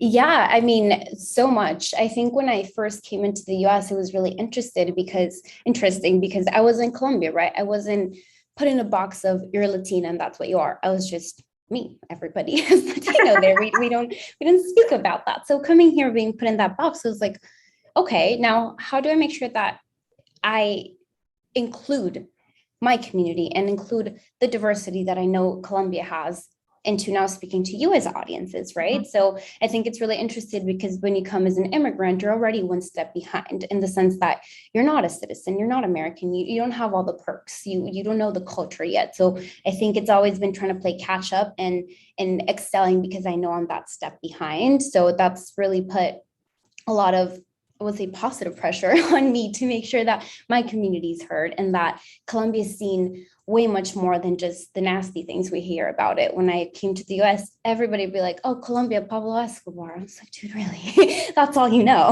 There's beautiful things. I get it. So thinking about that, I really wanted to have the conversation with the brands that I work with the people that I met in the industry, with everybody, just like, this is what Colombia and Latin America really is. And how do we make sure that with the voices that we have, with the platforms that we have, with the people that we talk to, with the influencers that we partner with, how do we make sure that that's put out into the world so that when people think about Colombia or Latin America, they don't see the nasty stuff. They see the great and beautiful things that our culture brings. I love it. I agree. I 100% agree. And you're also Colombian, so I'm sure you understand that. Yeah, I mean, it's perception and bias and stereotypes, or, I think also too, on the Puerto Rican side of me, everyone is expecting me to just have my flag constantly and being like, "Qué bonita bandera." And it's like, okay, yeah, yes, I love my culture, but there's so much more to us, and we're dynamic in so many realms. So that's I love to hear your experience, and I think it's extremely valuable for everyone kind of on this call to hear that. I'd love to hear a little bit more from you around, the growth that is happening. We are at about 133% faster than any other population in this country when it comes to consumer consumption, which is really, really exciting. And I'd love to know just kind of your thoughts on how you see that's going to affect the beauty industry. Yeah, I think it's always been like that, but the industry is just now noticing, which is amazing, or they're actually putting attention to it. Something like we were born, we are raised as Latinas within the idea of beauty. Like, I remember my mom would not let me leave the house just like barefaced, even as a child. She was like, "Ay, vas a salir así," or would give me a lipstick or whatever. So that just tells you how important beauty is to us. My great grandma, she's 100 years old, and every time my mom comes to visit to the US, she asks for a bunch of makeup. So even someone who's 100 years old, does not even live here, is already being part of this market. So I think brands are finally seeing that and being able to target it. And we, as you're saying, we're not a trend. We've always been here. So the growth has always been there. They just had failed to see it. So it's amazing seeing how now there's cool campaigns targeted around Latinas. If you see a billboard within beauty, being able to see someone that looks like you or someone that represents you is amazing. So I think that's been the good part of it, is that brands are finally noticing, and I see 100% more growth, and seeing Latina beauty brands pop up like Rizos Curls is amazing. How I mentioned Alamar Cosmetics, Vive Cosmetics. There's a lot of more brands right now that are coming that are Latina owned. So it's amazing to see that, because a couple of years back you wouldn't see any Latinx brands in the market. 100%. I love that you were just talking a little bit about how our culture, yes, we always have makeup on. Always. It's and heels and cute outfits. It's just part of who we are. And, it's the confidence. I think it's the confidence that exudes with that. And it isn't necessarily about makeup or cosmetics that is defining beauty for us. It's just the part of the culture. It's a part of our confidence. It's we walk out the door, wanting to feel good about ourselves and spreading that love and that passion, which is definitely, I heard kind of on the last panel, something that we encourage brands, we encourage, DE&I teams to really just spend some time with the culture and understand, kind of why and how we do some of these things. And that'll really help with overarching marketing strategies and COGS. Totally. So is there anything that you're really excited in 2022 that you think is going to make impact to the Hispanic community when it comes to any initiatives or activism? Yes. So unfortunately, I can't speak too much about what's going to happen in 2022, but I can tell you that there's really great things coming that are specifically target to the Latinx community. So I'm super excited for everybody to see those. And I want everybody to know that it comes from a very genuine place always. At OMA, that's why we hire diverse people and diverse teams, because we want it to be genuine when it comes to our activations. Last September, oh my God, we're already November, 2 months ago for Hispanic Heritage Month, I did an activation. And as I was speaking with the creators and the influencers that were going to be a part of it, they were just saying how it felt so great that it was coming from someone that was part of the community and not from someone just trying to profit from it, or from someone who has never spoken to a Latina community before and was like, "Oh, can you do this post for us in Spanish?" And it was just that it came actually from a genuine side. So I can tell you there's a lot of more of that coming in 2022. And I think as my career has shaped, I've kind of shifted my approach to what I think my goals are. And I think one of my major goals is to make sure that in 10, 20 years, Latino communities feel 100% represented, and they can look at beauty ads, they can look at beauty campaigns and feel like they were part of the thought process and not just an afterthought. I love that. I absolutely agree. Let's talk a little bit about social media platforms and any platforms that you think, are really resonating with the Latinx community and should definitely be a part of anyone's marketing strategy and channel approach. Yeah, I think we've all seen the decline of Instagram. Sadly, I still love the platform, but it's harder every day to get your content across. It's harder even for smaller brands, smaller creators within the Latinx community. So I think a platform that's been really great has been TikTok recently. And I in the last panel, I saw how you guys were talking, like it's definitely for younger demographic. You won't see the 40 to 50-year-olds there. But for the younger Latino demographic, TikTok has been an amazing place because you can just talk about culture. It's not super scripted like Instagram would be. It's not super beautifully put together or super thought out like Instagram would be. You're just talking about yourself and your community and your culture, and you can just have those conversations, and it's way more relaxed. So I think that's been an amazing platform, and a platform that came to be during the pandemic, which is actually had a club there called the Latina Beauty Club, and I found so many beautiful Latinas in the industry that were killing it, was Clubhouse.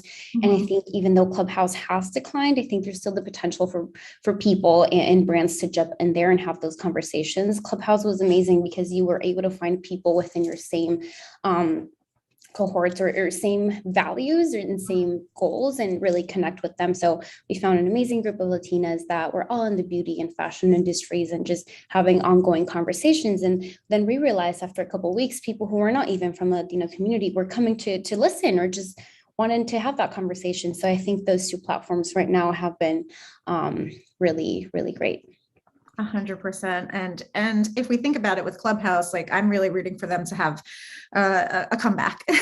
Me too. I'm all about it. Yeah, definitely. And to kind of also build on the TikTok moms, there are billions upon millions of moms of TikTok.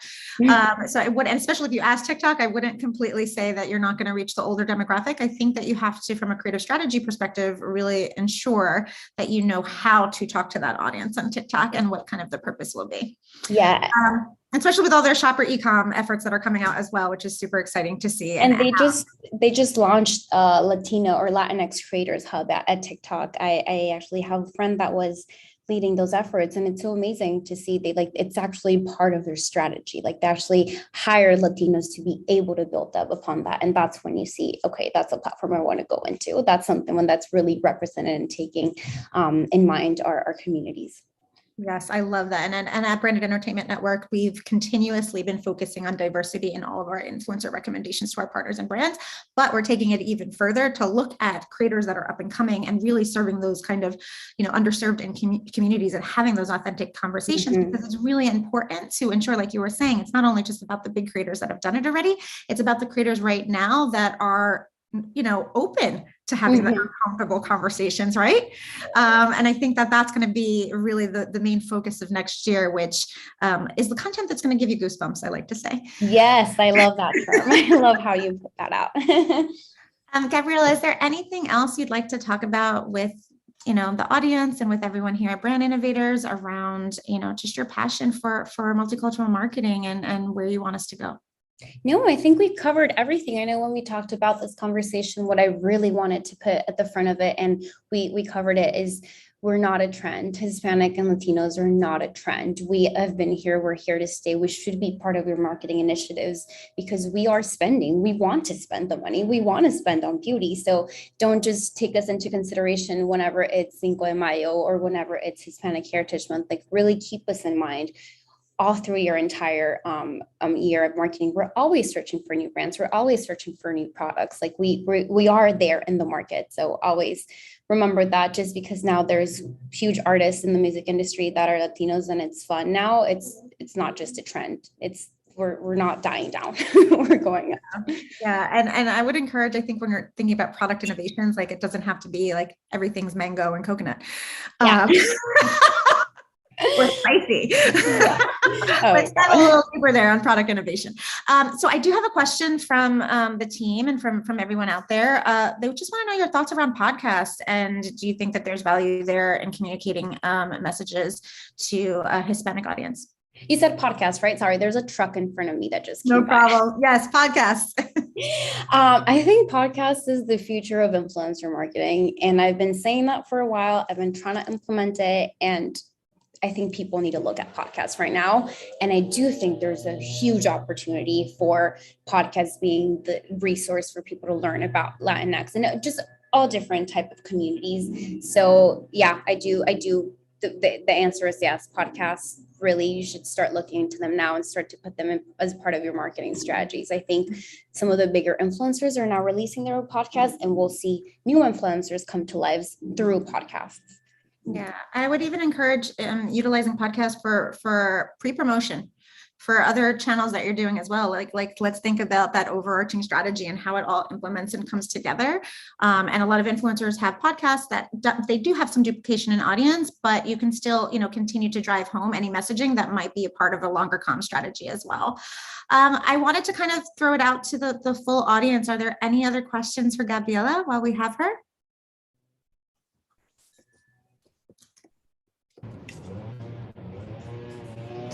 I don't think we have anything else, Gabriela, but I wanted to thank you so much for your time. It was so lovely talking to you. So amazing getting to know you through this entire process.